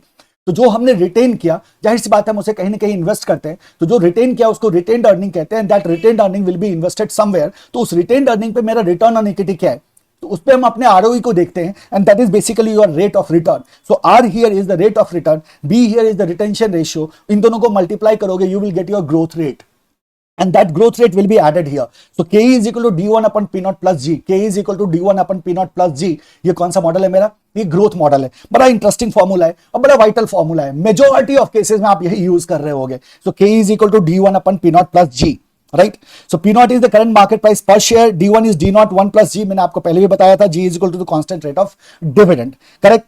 अगर फ्लोटेशन कॉस्ट इन्वॉल्व हो गया तो क्या होगा, तो हमने कहा सर फ्लोटेशन कॉस्ट का ट्रीटमेंट हम नेट प्रोसीड वाले पार्ट में करते हैं, पी नॉट पे करते हैं. वी नो दैट कि पी नॉट माइनस एफ कर देंगे, यानी कि P nought minus flotation cost कर देंगे. So K is equal to D1 upon P nought minus F plus ji.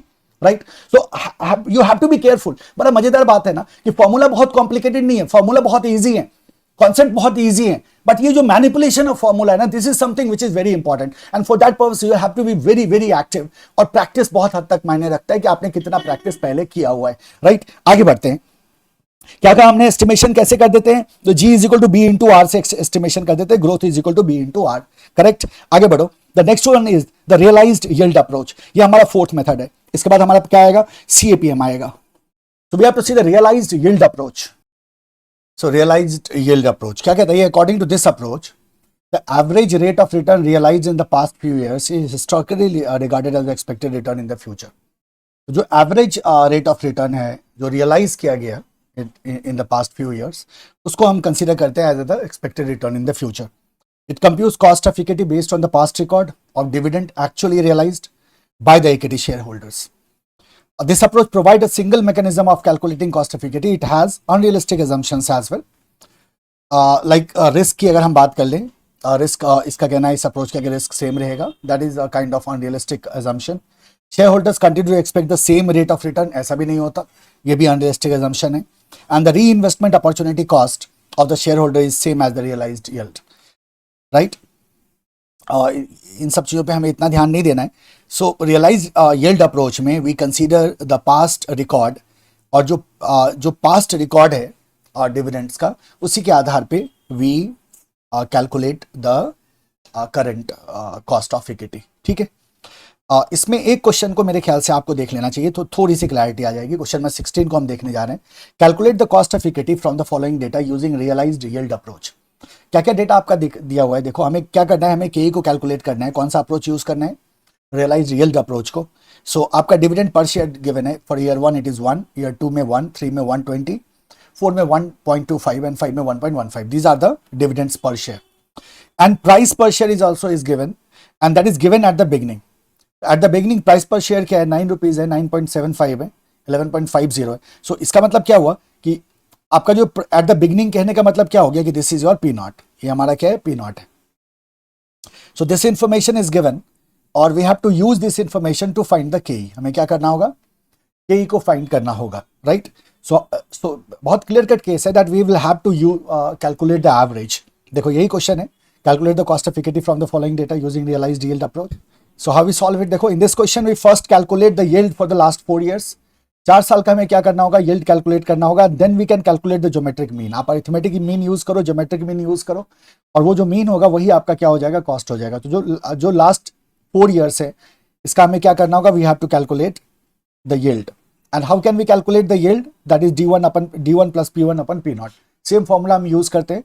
So d1 plus p1, तो d1 की अगर हम बात करें तो डिविडेंड 1 मेरा क्या है, ₹1 एंड P1 हमारा क्या हो जाएगा इस केस के लिए 9.75 और P नॉट हो जाएगा ₹9, राइट। तो it will be like 1 plus 9.75 divided by 9। Likewise अगर सेकंड ईयर के लिए देखो तो 1 प्लस ईयर 2 में क्या आ गया, D2 plus P2 divided by P1। तो यहाँ D1 प्लस P1 था तो P नॉट था, D2 प्लस P2 होगा तो यहाँ क्या हो जाएगा, P1 हो जाएगा। तो what is the D2 here, ₹1 का आपका डिविडेंड है, सो ₹1 हो गया। As far as P2 is concern that will be 11.50। This is your P2 11.50 and P1 is your 9.75। तो P1 क्या आ गया, 9.75 आ गया। तो इन this way you calculate the yield for the 4 years, और ये सारे यील्ड्स आ गया आपके। फिर आपका क्या करना है, इसको ज्योमेट्रिक मीन निकाल देना है, you will get 15% as your answer. This is how we do in the realised yield approach. We calculate yield for different years and realized yield में, and then we can get the mean, right। इसीलिए इसको realised yield कहा गया। Basically ये वो yield है जो already आपने रियलाइज किया है, यही आपका ट्रेंड है, और इसी ट्रेंड के आधार पे आप कॉस्ट को डिटरमिन करते हो, करेक्ट। ज़्यादा क्वेश्चंस हम डील नहीं कर पाएंगे, जैसा कि आप जानते हो हमें सिर्फ अप्रोचेस, कॉन्सेप्ट एंड फॉर्मूला का रिवीजन इस सेशन में हम कर रहे हैं। The last one and the fifth one is the capital asset pricing model. Capital asset pricing model की अगर हम बात करें तो हमने क्या कहा था कि यहाँ किसका इंट्रोडक्शन आया, रिस्क का इंट्रोडक्शन आया। तो CAPM model describe the risk return trade off for the securities. इसकी बात कर रहे हैं, रिस्क रिटर्न ट्रेड ऑफ की हम बात कर रहे हैं। जब आप रिस्क की बात करते हो तो रिस्क दो तरह के हो सकते हैं, one is called as unsystematic risk, one is called as systematic risk.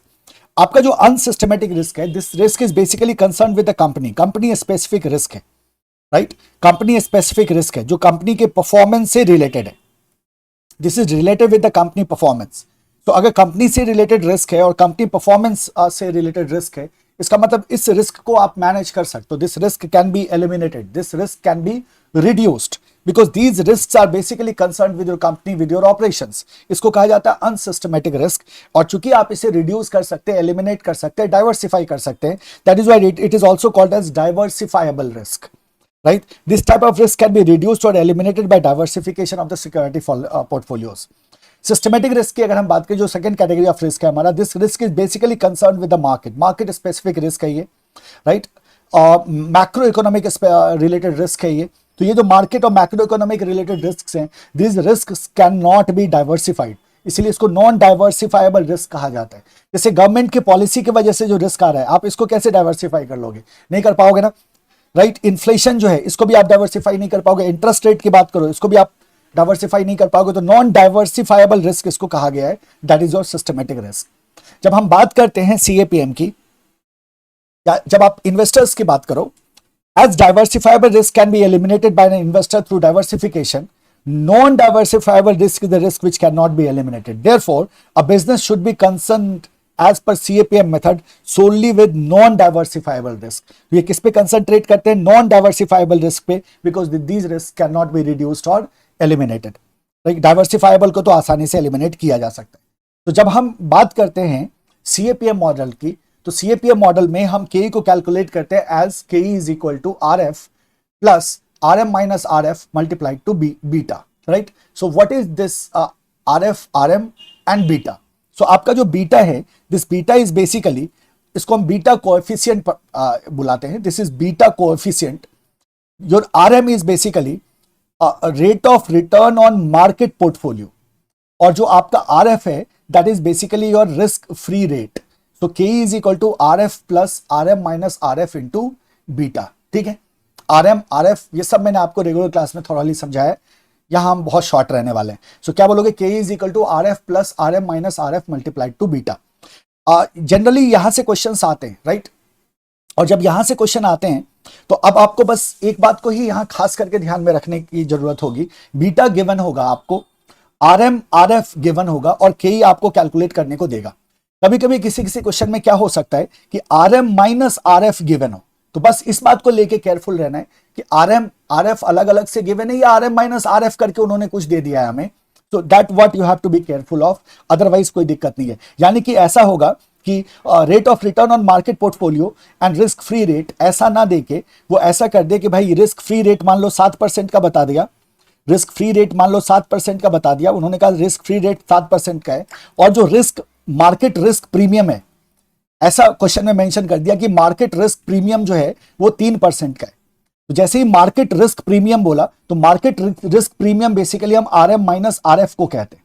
तो this RM minus RF is basically your market risk premium. तो आपको बस इस बात का ध्यान में रखना है कि RM माइनस RF गिवन है या RM गिवन है, accordingly you can do your calculation. तो कहने का मतलब क्या हो गया? Required rate of return is risk free rate plus risk premium, जो रिस्क प्रीमियम हम यहां देख रहे हैं, right? So this is basically your CAPM, a lot of theory, we don't have to go through that, है ना? सो इस तरह से देखा आपने कॉस्ट ऑफ इक्विटी को। कॉस्ट ऑफ इक्विटी में हमारे पास कितने मेथड्स हो गए? 5 मेथड्स हो गए। अगर डिविडेंड कांस्टेंट है, dividend price approach, D upon P not. अगर अर्निंग कांस्टेंट है, अर्निंग प्राइस अप्रोच, EPS अपन MPS। अगर ग्रोथ मॉडल है, तो हम गॉर्डन्स ग्रोथ मॉडल को यूज करते हैं, D1 upon P not plus G। और जब रियलाइज्ड यील्ड होगा, तो हम जो पास्ट में का जो ट्रेंड है, पास्ट का जो रियलाइज्ड है हमारा, उसके आधार पे हम कैलकुलेट कर लेते हैं, राइट? ज्योमेट्रिक मीन या अरिथमेटिक मीन को हम यूज कर सकते हैं। और अगर हम बात करें as far as CAPM is concern, तो वहां हमने कहा KE is equal to RF plus RM minus RF multiplied to beta. This all about your cost of equity. अब बचता है हमारा cost of retained earnings. Let's go to the cost of retained earning, the last. Like other sources of fund, retained earnings also involve cost. जाहिर सी बात है, it is the opportunity cost of dividend foregone by the share holder. Generally दिमाग में आता है retained earning तो company ने रिटेन किया है, राइट? तो इस पे कॉस्ट क्यों आएगा? तो जाहिर सी बात है, ये रिटेन्ड अर्निंग किसका है? ये तो आप कहते हो सर इक्विटी शेयर होल्डर का पैसा है, और इक्विटी शेयर होल्डर क्या कर रहा है? अपॉर्चुनिटी कॉस्ट को फॉरगॉन कर रहा है। जो उसको डिविडेंड मिल सकता था, उसी को तो आपने रिटेन किया है ना। जो उसको डिविडेंड मिल सकता था, उसको आपने रिटेन किया है। तो जाहिर सी बात है, अपॉर्चुनिटी कॉस्ट क्रिएट हो रहा है किसका? शेयर होल्डर का। तो रिटेन अर्निंग का भी कॉस्ट होता है, you know that very well. A company can either keep or reinvest cash or return it to the shareholder as a dividend. दो ही ऑप्शन होते हैं हमारे पास। अभी प्रीवियसली भी हमने इसके बारे में बात करी थी कि जो हमारा एक earning available for equity share holder है उसका हम क्या कर सकते हैं, डिस्ट्रीब्यूट कर सकते हैं, रिटेन कर सकते हैं, कुछ पार्ट डिस्ट्रीब्यूट कर सकते हैं, कुछ पार्ट रिटेन कर सकते हैं। अगर हमने पूरा डिस्ट्रीब्यूट कर दिया होता तो इक्विटी शेयर होल्डर को पैसा मिल जाता, लेकिन अगर हम रिटेन कर रहे हैं तो हमें जाहिर सी बात है इक्विटी शेयर होल्डर की कुछ ना कुछ तो एक्सपेक्टेशन ही होगी। और आप जानते हो जो कैपिटल प्रोवाइडर का एक्सपेक्टेशन होता है वो कॉस्ट क्रिएट करता है। As far as retain earning cost is concern, retain earning के कॉस्ट को कैलकुलेट करने की बात करें तो एक्जैक्टली सेम वे में करते हैं जैसा कि हम कॉस्ट ऑफ इक्विटी के केस में करते हैं। अगर डिविडेंड प्राइस अप्रोच की बात करो तो K R is equal to D upon P, right, dividend upon P nought, right. Earning price approach की बात कर लो तो EPS upon P, right. Growth model की बात करो D one upon P not plus G. Same formula है जो फॉर्मूला किसका था, आपके इक्विटी का था। इसमें कोई भी फर्क आपको दिखाई नहीं देगा, राइट। बस आपको ध्यान में क्या रखना है कि अटेंशन यहां मेंशन है, देखो, for the calculation of K the P that is your net profit realised is equal to issue price less flotation cost. ये आपके इक्विटी के केस में था कि आपको फ्लोटेशन कॉस्ट को माइनस करना पड़ता था, बट रिटर्न अर्निंग के केस में आपका फ्लोटेशन कॉस्ट होगा ही नहीं, क्योंकि ये तो आपका अर्निंग है ना, ये तो earning available for equity share holder से जो आपने रिटेन किया है, तो इसमें आपका किसी भी तरह का फ्लोटेशन कॉस्ट नहीं होगा। तो आपको बस इस बात को ध्यान रखना है फॉर द कैलकुलेशन ऑफ के are P is equal to current market price. However, sometimes issue price may also be used. The concept of flotation cost is not used for the calculation of cost of retained earnings. So हमें बस clarity रहना है इस बारे में कि P current market price हो सकता है, बट P जो है आपका जो फ्लोटेशन कॉस्ट का जहां तक सवाल है, रिटेन अर्निंग के केस में फ्लोटेशन कॉस्ट एप्लीकेबल नहीं होगा। पर्सनल इनकम टैक्स इसको क्या करना है, पूरी तरह से इग्नोर करना है। क्या कहा इंस्टीट्यूट ने, भाई इसको इग्नोर करके चलो, right. And let's go to the weighted average cost of capital. हमें क्या करना है, वेटेड एवरेज, नाम ही है इसका weighted average cost of capital. हम सीधा अगर टेबल मेंशन है तो हम सीधा टेबल पे चलते हैं, that how we do it, है ना। टेबल मेंशन नहीं है, we know that, but we know very well कि कैसे हम इसको करते हैं, कैसे कैलकुलेशन किया जाता है। तो हम कहते हैं सर बहुत सिंपल सा कैलकुलेशन है। हम ये देखते हैं कि हमारे पास क्या क्या सोर्सेज, जिन सोर्सेज से हमने क्या किया, फंड को कलेक्ट किया। सोर्सेज के फंड को देखने के बाद वी सी द अमाउंट, किस सोर्स से हमने कितना अमाउंट कलेक्ट किया। मान लो इक्विटी है, इक्विटी से हमने 100 रुपये लिया। डेट है, डेट से हमने 50 रुपये लिया। प्रेफरेंस शेयर है, प्रेफरेंस शेयर से हमने लेट से 50 रुपये लिया। तो ये हमारा क्या हो गया, टोटल फंड हो गया कितने का, 200 अमाउंट हमारा क्या हो गया, टोटल अमाउंट हमने लिया है, right. So then we calculate the weight, हम क्या करेंगे, वेट कैलकुलेट कर देंगे। तो सबका इंडिविजुअल वेट हमें देखना है। इक्विटी का वेट कितना हो जाएगा, ये 100 है, टोटल कितना है 200 है, तो it will be like 100 upon 200। Likewise हमारा डेट का वेट हो जाएगा 50 अपन 200 और प्रेफरेंस शेयर का हो जाएगा 50 अपन 200। तो ये आ गया हमारे पास वेट। वेट के बाद हम ले लेते हैं रिस्पेक्टिव कॉस्ट्स, इनके जो भी कॉस्ट थे। मान लो इनका कॉस्ट कुछ भी रहा हो, 0.125 या ऐसा कुछ हमारे पास कुछ वैल्यू है कॉस्ट के। अब हम क्या करेंगे, वेट इंटू कॉस्ट को मल्टीप्लाई करेंगे, we will get RWACC। Weight into cost को मल्टीप्लाई किया, इसका टोटल किया, हमें क्या मिल जाता है, हमारा weighted average cost of capital मिल जाता है। This is what the process is. WACC में प्रॉब्लम कहाँ आती है, प्रॉब्लम आती है बुक वैल्यू और मार्केट वैल्यू की। जब हम बात करते हैं, वेट की बात करते हैं, तो वहां एकमात्र सोर्स है प्रॉब्लम का जिसको आपको समझने की जरूरत है। We will see that to balance financial risk, control over the company and cost of capital, a company usually does not procure entire fund from a single source. हम जानते हैं we procure fund from different sources considering three factors: the risk, control and the cost. Rather, it makes a mix of various sources of finance. Hence, cost of capital, total capital will be equal to weighted average cost of individual sources of capital. क्योंकि हम different sources से capital procure कर रहे हैं, सबका अपना अपना risk है, सबका अपना कंट्रोल लेवल है और सबके केस में कॉस्ट अलग अलग होता है। तो जाहिर सी बात है, अगर हम फर्म की ओवरऑल कॉस्ट को कैपिटल करना को कैलकुलेट करना चाहते हैं तो हमें weighted average cost of capital को कैलकुलेट करना होता है। WACC also called as overall cost of capital, denoted by KO और KW। ठीक है। WACC of a company depends on the capital structure. सीधी सी बात है, जैसा कैपिटल स्ट्रक्चर होगा उसी हिसाब से हमारा WACC होगा। So it is the weighted average after tax cost of the individual component of the firm's capital structure. जो फर्म का कैपिटल स्ट्रक्चर कंपोनेंट है उनका वेटेड एवरेज है ये आफ्टर टैक्स कॉस्ट का, दैट गिव्स अस WACC। क्या process है, पहला calculate the total capital from all the sources of capital. अभी हमने टेबल में देखा था कि 100-50-50, ये मेरा क्या हो गया, टोटल कैपिटल हो गया। लॉन्ग टर्म डेट है, प्रेफरेंशियल कैपिटल है, equity share capital, retained earning है। सो टोटल कैपिटल को हमने किया। नंबर 2, प्रोपोर्शन को कैलकुलेट कर लो, यानी कि वेट को कैलकुलेट करो of each source of capital to the total capital. तो हम कैसे वेट कैलकुलेट करते हैं, तो एक सोर्स ऑफ कैपिटल को रखते हैं न्यूमरेटर में और टोटल कैपिटल को डिनोमिनेटर में, we will get the weight. So particular capital divided by the total capital. Once we find it, step 3, multiply the proportion with the respective cost of capital. अब हमने third column में क्या रखा, हर एक element के cost of capital को mention किया था और फिर हम उन दोनों को मल्टीप्लाई कर देते हैं। KE into proportion, right, KD into proportion, KR into proportion, KP into proportion. Stage 4, aggregate the cost of capital और जो भी हमारा टोटल वैल्यू है उसको हमने एग्रीगेट किया। जैसे हमने एग्रीगेट किया we got our WACC। Simple सा प्रोसेस हमारे पास होता है। जैसा हमने कहा आपसे कि हमें केयरफुल रहना होता है here only, that is the choice of weights. ठीक है, जब हम वेट की बात करते हैं the choice of weight between book value and the market value. अब इन दोनों पे आपको हो सकता है नो, अभी केस सिनेरियो क्वेश्चन जब मैं आपसे करवा रहा था, केस सिनेरियो क्वेश्चन आपने डेफिनेटली कवर किया होगा एफएम का। केस सिनेरियो क्वेश्चन में मैंने आपको बताया था कि क्वेश्चन था इसमें क्लियरली वो मार्केट वैल्यू वेट की ही बात करते, मार्केट वैल्यू की ही बात करते, सारा कैलकुलेशन हमने मार्केट वैल्यू के आधार पर किया। तो क्वेश्चन आपको बताएगा बेसिकली, अगर आप जब when will read the question, question आपको इंडिकेट करेगा कि आपको किस वेट को यूज करना है, राइट। आपको अपनी तरफ से कुछ करने की जरूरत नहीं होती, करेक्ट। डेटा ही इस तरह से दिया जाता है। देखो बुक वैल्यू और मार्केट वैल्यू वेट में कहां प्रॉब्लम आती है और क्यों प्रॉब्लम आती है इसको समझो। व्हाइल यूजिंग बुक वैल्यू, जो आपका रिजर्व्स है like your share premium and the retain profit that are included in the book value of the equity. तो ये बुक वैल्यू में आपका रिजर्व्स आपका क्या होता है, बुक वैल्यू में इंक्लूडेड होता है। तो आपका जो शेयर कैपिटल का नॉमिनल वैल्यू है, along with that the book value of equity will be included, book value of equity will be included into the book value, right?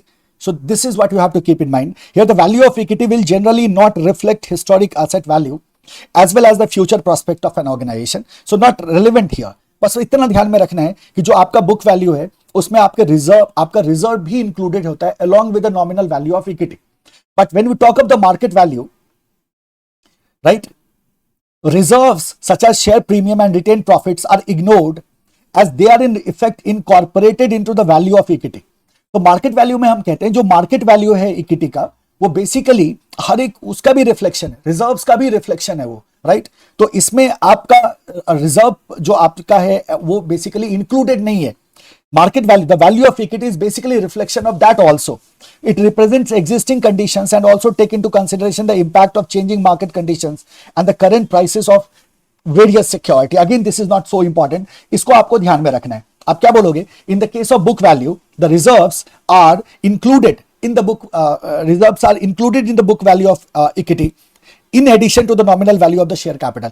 तो book value of equity में nominal value of share capital के साथ साथ reserve भी क्या होता है, included होता है। जबकि जब हम मार्केट वैल्यू की बात करते हैं तो मार्केट वैल्यू में जो वैल्यू ऑफ इक्विटी है वो रिजर्व्स को भी रिफ्लेक्ट करता है, that is already incorporated in the value of equity. So यहां डिफरेंशिएट करना आपके लिए थोड़ा सा मुश्किल हो जाएगा। जब आप रिटेन अर्निंग एंड इक्विटी की बात करोगे तो मार्केट वैल्यू में आपको क्या करना होगा, डिफरेंशिएट करने में इशू होगा, जिसको आप बुक वैल्यू के प्रोपोर्शन में आप इसको कर सकते हो। That is why it is important. जरा देखो, there is no separate market value for retained earning. This is the problem कि retained earning का कोई separate market value नहीं होता, क्योंकि जो इक्विटी का market value है वो retained earning को भी reflect कर रहा है। तो यहां कोई separate market value नहीं होता। Market value of equity shares represent both paid up equity capital and the retained earnings, but cost of equity is not same as the cost of retained earnings. We know that. Problem कहां है, अगर market value of equity retain earning को भी reflect कर रहा है और retain earning का अलग से कोई उसका मार्केट वैल्यू नहीं होता, तो ऐसे सिचुएशन में हम कहते हैं लेकिन सर प्रॉब्लम ये है कि रिटेन अर्निंग का कॉस्ट अलग होता है और इक्विटी का कॉस्ट अलग होता है। So hence to give market value weight, market value of equity shares should be apportioned in the ratio of book value of paid up equity capital and the book value of retain earning. But book value में ऐसा नहीं है, that is included. तो book value में जो आपका paid up equity capital है और रिटेन अर्निंग का जो रेशियो है उसी रेशियो में आपको अपॉर्शन करना होगा मार्केट वैल्यू ऑफ इक्विटी को। उसी रेशियो में आपको मार्केट वैल्यू ऑफ इक्विटी को क्या करना होता है, अपॉर्शन करना होता है। तो बस इस बात को हमें ध्यान में रखना है। आपने निश्चित रूप से इस पे क्वेश्चंस किए होंगे, तो market value weight and book value weight को लेकर थोड़ा सा केयरफुल रहना था। Then we have the marginal cost of capital. Marginal cost of capital का मतलब है for every additional rupee of capital हमारा कॉस्ट क्या होगा, cost of raising an additional rupee of capital. तो जो अगर हम कुछ हमारे पास already we have a capital structure in existence, हम कुछ एडिशनल फंड मान लो प्रोक्योर करना चाह रहे हैं, तो उस एडिशनल फंड का हमारा कॉस्ट क्या होगा, that what we have to calculate in the marginal cost of capital. Question कराया मैंने आपको, अगर आप केस सिनेरियो MCQ वाला क्वेश्चन देख लो तो वहां मैंने आपको मार्जिनल कॉस्ट ऑफ कैपिटल भी कराया है और WACC को भी डिटेल में कराया है, तो वहां से आप एक रेफरेंस ले सकते हो अगर जरा सा भी डाउट हो तो। Since the capital is raised in substantial amount in practice, marginal cost is referred to as the cost incurred in the raising new fund. तो न्यू फंड को रेज करने में जो हमारा कॉस्ट आएगा that is basically your marginal cost of capital. Marginal cost of capital is derived when the average cost of capital is calculated using the marginal weight. कुछ नहीं करते इसमें, हम क्या लेके चलते हैं, मार्जिनल वेट को कंसीडर करेंगे, जाहिर सी बात है। So to calculate the marginal cost of capital the intended financing proportion should be applied as weights to marginal component cost, right. जो इंटेंडेड आपका जो प्रोपोर्शन है उसी को हम क्या करते हैं, यूज कर लेते हैं। यहाँ intended financing proportion should be applied as a weights to marginal component cost. अगर आप देखोगे तो अगर आप उस क्वेश्चन को जाके देखना, उसमें 4:1 का हमारा टारगेट रेशियो था, सो अकॉर्डिंगली हमने उसको यूज कर लिया था। This is marginal cost of capital. इसको भी क्या करना है, ध्यान में रखना है, इसको भी क्या करना है, ध्यान में रखना है। तो ये था बालक आपका कॉस्ट ऑफ कैपिटल। सारे फॉर्मूला को देख लिया आपने। क्वेश्चंस मैं नहीं कराऊंगा, क्वेश्चंस कराने का हमारे पास इस सेशन में टाइम नहीं है बिल्कुल भी। इस सब सोल्यूशन डाला हुआ है यूट्यूब पे, आप चाहो तो देख सकते हो। किसी भी तरह की डिफिकल्टी हो किसी भी टॉपिक में, किसी पर्टिकुलर कॉन्सेप्ट में, निश्चित रूप से वीडियो के नीचे कमेंट कर देना, है ना, और मैं तुरंत उसको रिजॉल्व करूंगा आपके लिए। You will get the solution to your problem immediately, right. ये था आपका chapter number 4। Now will move to the chapter number 5। What is chapter number 5? That is the capital structure. So, we are going to start with chapter number 5. That is your basically capital structure, जिसको हम financing decision भी कहते हैं। और इस chapter में basically हमें क्या क्या पढ़ना है, क्या क्या देखना है, फटाफट देखते चलो, हमारे पास ज़्यादा टाइम नहीं है। पूरे के पूरे 9 चैप्टर को रिवाइज करने जा रहे हैं, राइट। और थॉरो रिविजन है ये, तो 100% इसका बेनिफिट उठाना। जब आप कैपिटल स्ट्रक्चर डिसीजन की बात करो तो सबसे बड़ी बात है कैपिटल स्ट्रक्चर का मतलब क्या है। तो हम कहते हैं sir structure of the capital, composition of the capital, different sources जो हम कैपिटल रेज करते हैं उसका कंपोजिशन क्या है, उसका स्ट्रक्चर क्या है, बहुत वाइटल है क्योंकि ये डायरेक्टली अफेक्ट करता है किसको, हमारे ओवरऑल कॉस्ट ऑफ कैपिटल को, और overall cost of capital directly affect करता है हमारे वैल्यू ऑफ फर्म को, राइट। तो ये रिलेशन हम बहुत अच्छी तरह से जानते हैं कि जो अगर ओवरऑल कॉस्ट ऑफ कैपिटल मेरा ज्यादा होगा तो वैल्यू ऑफ फर्म पे उसका एडवर्स इफेक्ट हमें देखने को मिलता है। This is something what we have understood in previous chapter. जब कैपिटल स्ट्रक्चर डिसीजन की हम बात करते हैं, देयर आर 2 मेजर एस्पेक्ट। सबसे पहले तो हमें कैपिटल स्ट्रक्चर थियरीज को देखना होता है। इनफैक्ट 3 में आप इसको रख सकते हो, EBT, EBIT, EPS, MPS analysis को आप सेपरेट रख सकते हो। तो you have to see the theories, different capital structure theories को देखना होता है और ऑप्टिमल कैपिटल स्ट्रक्चर को डिजाइन करना हमें सीखना होता है। जब हम थियरीज की बात करते हैं और साथ ही साथ आपके पास EBT, EBIT, EPS, MPS analysis है। कैपिटल स्ट्रक्चर थियरीज में हमारे पास एनआई अप्रोच है, ट्रेडिशनल अप्रोच है, एनओआई अप्रोच है, MM with tax and without tax है, ट्रेड ऑफ थियरी है और पिकिंग ऑर्डर थियरी है। इस तरह से वी हैव डिफरेंट थियरीज जिसको कैपिटल स्ट्रक्चर थियरीज कहा जाता है, विच आर वेरी इंपॉर्टेंट। देखो, जब हम कैपिटल स्ट्रक्चर की बात करते हैं तो कैपिटल स्ट्रक्चर का मतलब ये हुआ कि हम डिफरेंट सोर्सेज से जो हम अपना फाइनेंस ले रहे हैं वो उसका कॉम्बिनेशन क्या है, उसका कंपोजिशन क्या है, that what the capital structure simply means. So the source and quantum of capital is decided keeping in mind the following factors. We discussed it earlier as well. जब हम source and quantum of capital को decide करते हैं तो यानी कि हम equity से कितना ले, डेट से कितना ले, प्रेफरेंशियल इशू करना है नहीं करना है एंड सो ऑन। जब हम इसे डिसाइड कर रहे होते हैं, in that case we have to see 3 different factors. एक होता है कंट्रोल, एक होता है रिस्क और एक होता है कॉस्ट। जब हम कंट्रोल की बात करते हैं तो हम जानते हैं कि देयर आर सर्टेन कैपिटल्स जिसके थ्रू अगर हम फंड रेज करते हैं तो हमारा कंट्रोल डाइल्यूट होता है, एग्जिस्टिंग शेयर होल्डर का ओनरशिप डाइल्यूट होता है। अब फॉर एग्जाम्पल इक्विटी, अगर हम इक्विटी से फंड रेज करें तो क्या होता है, जो एग्जिस्टिंग आपके शेयर होल्डर्स है उनका ओनरशिप डाइल्यूट होगा। सो कंट्रोल क्या हो रहा होता है, डाइल्यूट हो रहा होता है, right. So capital structure should be design in such a manner that the existing shareholder continue to hold majority stake. जो एग्जिस्टिंग शेयर होल्डर है उनके पास मेजॉरिटी स्टेक रहना चाहिए, ऐसा ना हो कि उनका स्टेक पूरी तरह से डाइल्यूट हो जाए। इसको आपको ध्यान में रखना है। इसीलिए हम कहते हैं इसका मतलब सर टोटल फंड हमें इक्विटी से नहीं उठाना चाहिए, subject to condition, but yes, इसीलिए कॉम्बिनेशन रखा जाता है डेट एंड इक्विटी का। सेकेंड है हमारे पास रिस्क का सीधा सीधा क्या मतलब है, जो फाइनेंशियल रिस्क है ना, that does not increase beyond the tolerable limit. तो अगर हम कहते हैं ठीक है, तो क्या अगर हम इक्विटी में अगर कंट्रोल डाइल्यूट हो रहा है तो क्या हम पूरा पैसा डेट से उठा लें, तो देयर इज अ प्रॉब्लम। अगर हम डेट से उठाते हैं तो इंटरेस्ट लायबिलिटी बढ़ेगी, और जब इंटरेस्ट लायबिलिटी बढ़ेगी तो जाहिर सी बात है आपका जो नेट प्रॉफिट है उस पर नेगेटिव इंपैक्ट आपको दिखेगा, राइट। सो हम कहते हैं ऐसा भी नहीं होना चाहिए। जो आपका फाइनेंशियल रिस्क है that should not cross the tolerable limit, इसको भी ध्यान में रखना है। And cost, overall cost remains minimum. So हमें क्या करना है, ओवरऑल कॉस्ट ऑफ कैपिटल को मिनिमाइज करके रखना है। सो तीनों बातों को ध्यान में रखते हुए हम कैपिटल स्ट्रक्चर को डिसाइड करते हैं, कंट्रोल को, रिस्क को और कॉस्ट को, that we discussed here, right. Now see this, value of firm is basically is equal to EBIT upon KO. Value of firm is equal to EBIT upon KO, right. So ये एक बड़ा ही interesting formula है और जो through out इस chapter में आप क्या कर रहे होते हैं, यूज कर रहे होते हैं। तो हम क्या कहते हैं, value of firm is equal to EBIT upon KO, where KO is the overall cost of capital, EBIT is your operating profit and VF here is the value of firm. और एडवर्सली हम ऐसे भी लिख सकते हैं ना, KO is equal to EBIT upon VF, है ना, KO is equal to EBIT upon VF। तो इसका जो भी मैनिपुलेशन है वो बहुत बड़ी आसानी से आप कर लोगे। ये बड़ा इंपॉर्टेंट फॉर्मूला है, सबसे पहले इसी को ध्यान में रखना है। Value of firm is equal to EBIT divided by overall cost of capital और weighted average cost of capital, right. As far as weighted average cost of capital is concern, हमने सीखा था इसको हम कैसे कैलकुलेट करते हैं। तो cost of debt multiplied to weight of debt plus cost of equity multiplied to weight of equity, right. So in this way we can calculate what? The KO. तो value of firm is equal to EBIT upon KO। इसको ध्यान में रखना है और आगे बढ़ जाना है, मतलब बाकी थियरी को हमें देखने की यहाँ कोई जरूरत नहीं है। सीधा चलते हैं कैपिटल स्ट्रक्चर थियरीज पे। देखो कैपिटल स्ट्रक्चर थियरीज की अगर हम बात करें तो ये थियरीज का आधार क्या है? ये थियरीज का आधार है रेलेवेंस या इरेलेवेंस। मतलब इसका है ये कि क्या कैपिटल स्ट्रक्चर डिसीजन का इंपैक्ट वैल्यू ऑफ फर्म पे होगा, राइट? इसको लेके there are two school of thoughts. कुछ का कहना है कि होगा, कुछ का कहना है नहीं होगा, और इसी आधार पे आप थ्योरी को दो पार्ट में बांट दो। तो जितने भी कैपिटल स्ट्रक्चर थ्योरीज है हमारे पास, उसमें से हम कहते हैं capital structure relevance theory and capital structure irrelevance theory. Capital structure relevance theory क्या कहता है? ये थ्योरी कहता है कि आपके कैपिटल स्ट्रक्चर डिसीजन का इंपैक्ट वैल्यू ऑफ फर्म पे होगा, क्योंकि कैपिटल स्ट्रक्चर डिसीजन इंपैक्ट करता है आपके ओवरऑल कॉस्ट ऑफ कैपिटल को, जो अल्टीमेटली इफेक्ट करता है आपके वैल्यू ऑफ फर्म को। और इसी का एडवर्स थ्योरी है इरेलेवेंस थ्योरी, जो कहता है नहीं ऐसा कुछ भी नहीं है, आपके कैपिटल स्ट्रक्चर के डिसीजन का वैल्यू ऑफ फर्म पे कोई इंपैक्ट नहीं होता। जब हम रेलेवेंस थ्योरी की बात करते हैं तो we have the three theory here. एक होता है NI approach, net income approach, second is the traditional approach, third is the MM approach with tax. So with tax was given in 1963, without tax was 1958. इतना को ध्यान में रखना है, 1958 without tax, 1963 with tax. So MM with tax, NI and traditional, ये relevance theory है। जब irrelevance theory की बात करते हैं तो we have the NOI approach, net operating income approach and MM without tax. तो टोटल कितने हो गए? 5 थियरीज हो गए आपके पास, 3 रेलेवेंस थियरी हैं और 2 आपके इरेलेवेंस थियरी है। सो अल्टीमेटली बेसिकली होता क्या है, अगर हम देखें कैपिटल स्ट्रक्चर डिसीजंस को या कैपिटल स्ट्रक्चर थियरीज में हम बेसिकली क्या इवैल्यूएट कर रहे होते हैं, तो हमारे पास कुछ फैक्टर्स है। जैसे हमारे पास एक है value of firm, then we have the cost of capital, right? Value of firm and the cost of capital. अब हमारा आइडिया यही होता है, जो मेरा कैपिटल स्ट्रक्चर है, कैपिटल स्ट्रक्चर का इंपैक्ट KO पे किस तरह से होगा और क्या KO हमारे VF को किस तरह से इंपैक्ट करेगा।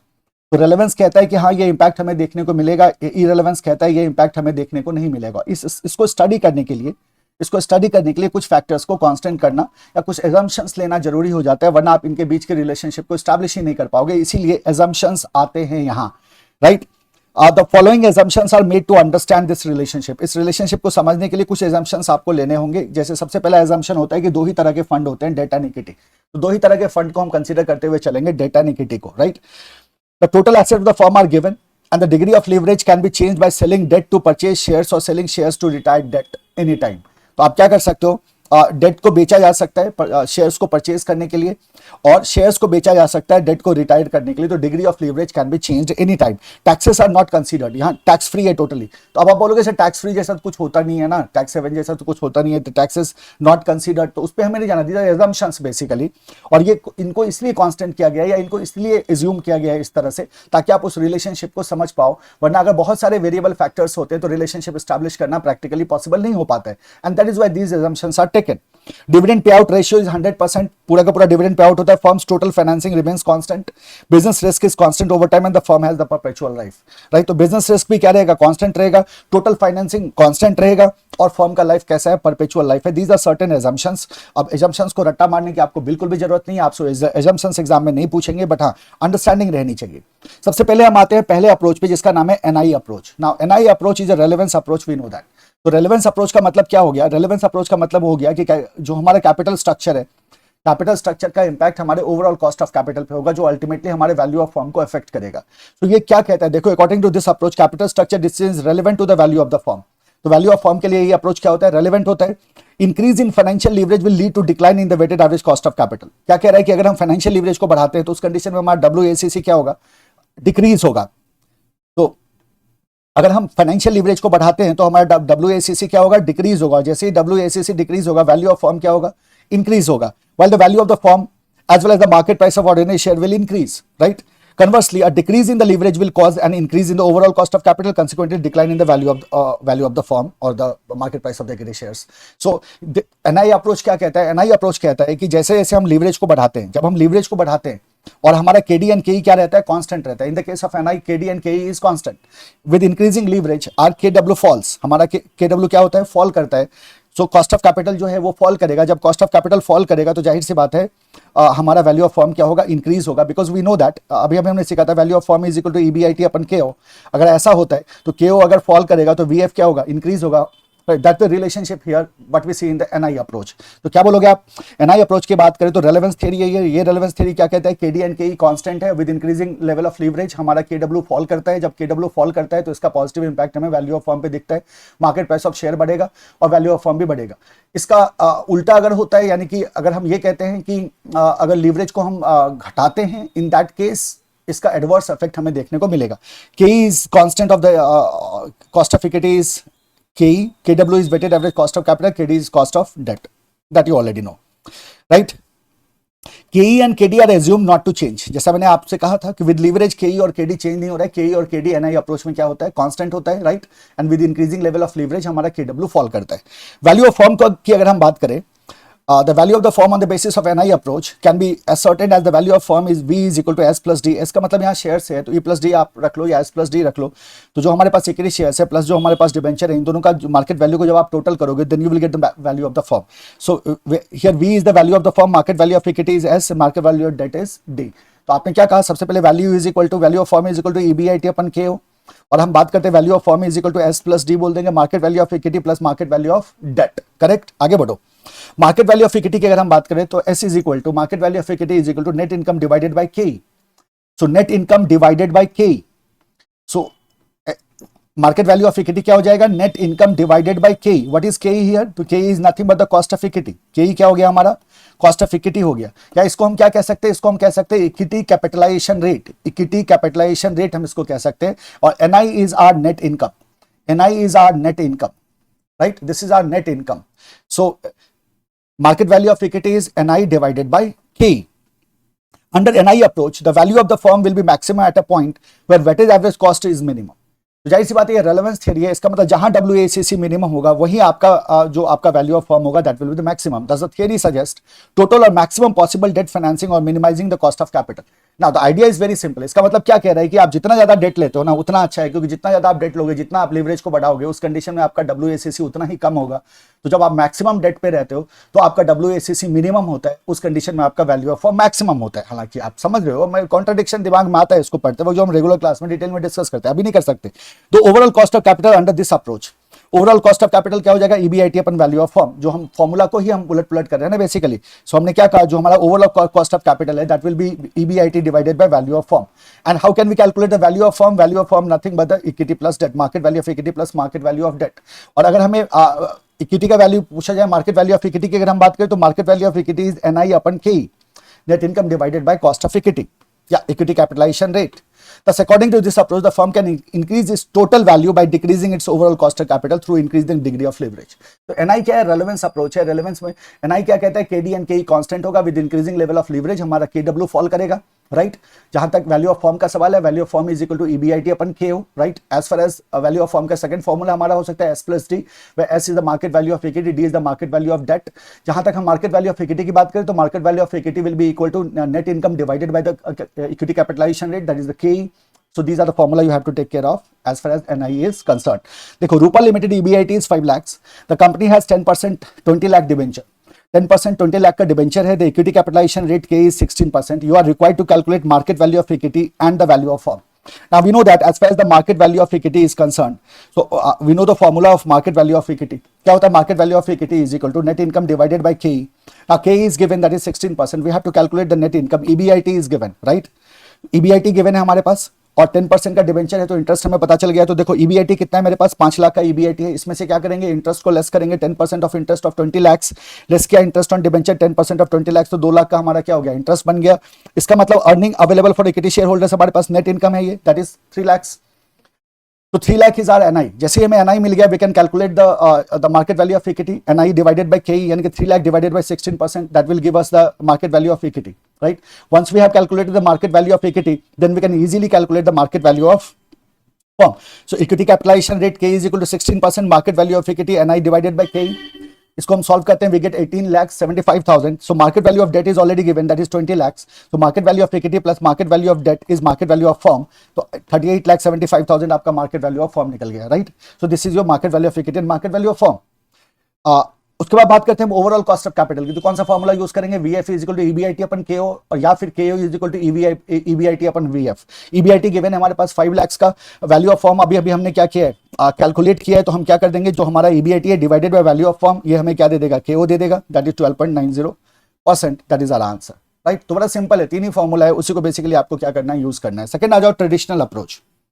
जब हम ट्रेडिशनल अप्रोच की बात करते हैं, this approach favours that as a result of financial leverage up to some point cost of capital comes down and value of firm increases. ये क्या कह रहा है कि कुछ पॉइंट तक, तो सम पॉइंट, इसीलिए हम कहते हैं ट्रेडिशनल अप्रोच जो है ना, इसको आप क्या कर सकते हो, जब हम एमएम की बात करते हैं या फिर जब हम एनआई की बात करते हैं, तो ये दो बड़े ही एक्सट्रीम अप्रोच है, उसके बीच का ये अप्रोच आप इसको कह सकते हो ट्रेडिशनल अप्रोच को, या एनआई एंड एनओआई के बीच का भी अप्रोच आप इसको कह सकते हो ट्रेडिशनल अप्रोच को, जो एक बैलेंस कर रहा है। किस तरह से कर रहा है, देखो, the financial leverage up to some point cost of capital comes down, value of increase, however beyond that point reverse trends emerges. इसका कहना है कि कुछ लेवल तक अगर आप लीवरेज को बढ़ाते हैं तो उस कंडीशन में आपका कॉस्ट ऑफ कैपिटल फॉल करता है, डिक्लाइन करता है, और आपका वैल्यू ऑफ फर्म इंक्रीज करता है।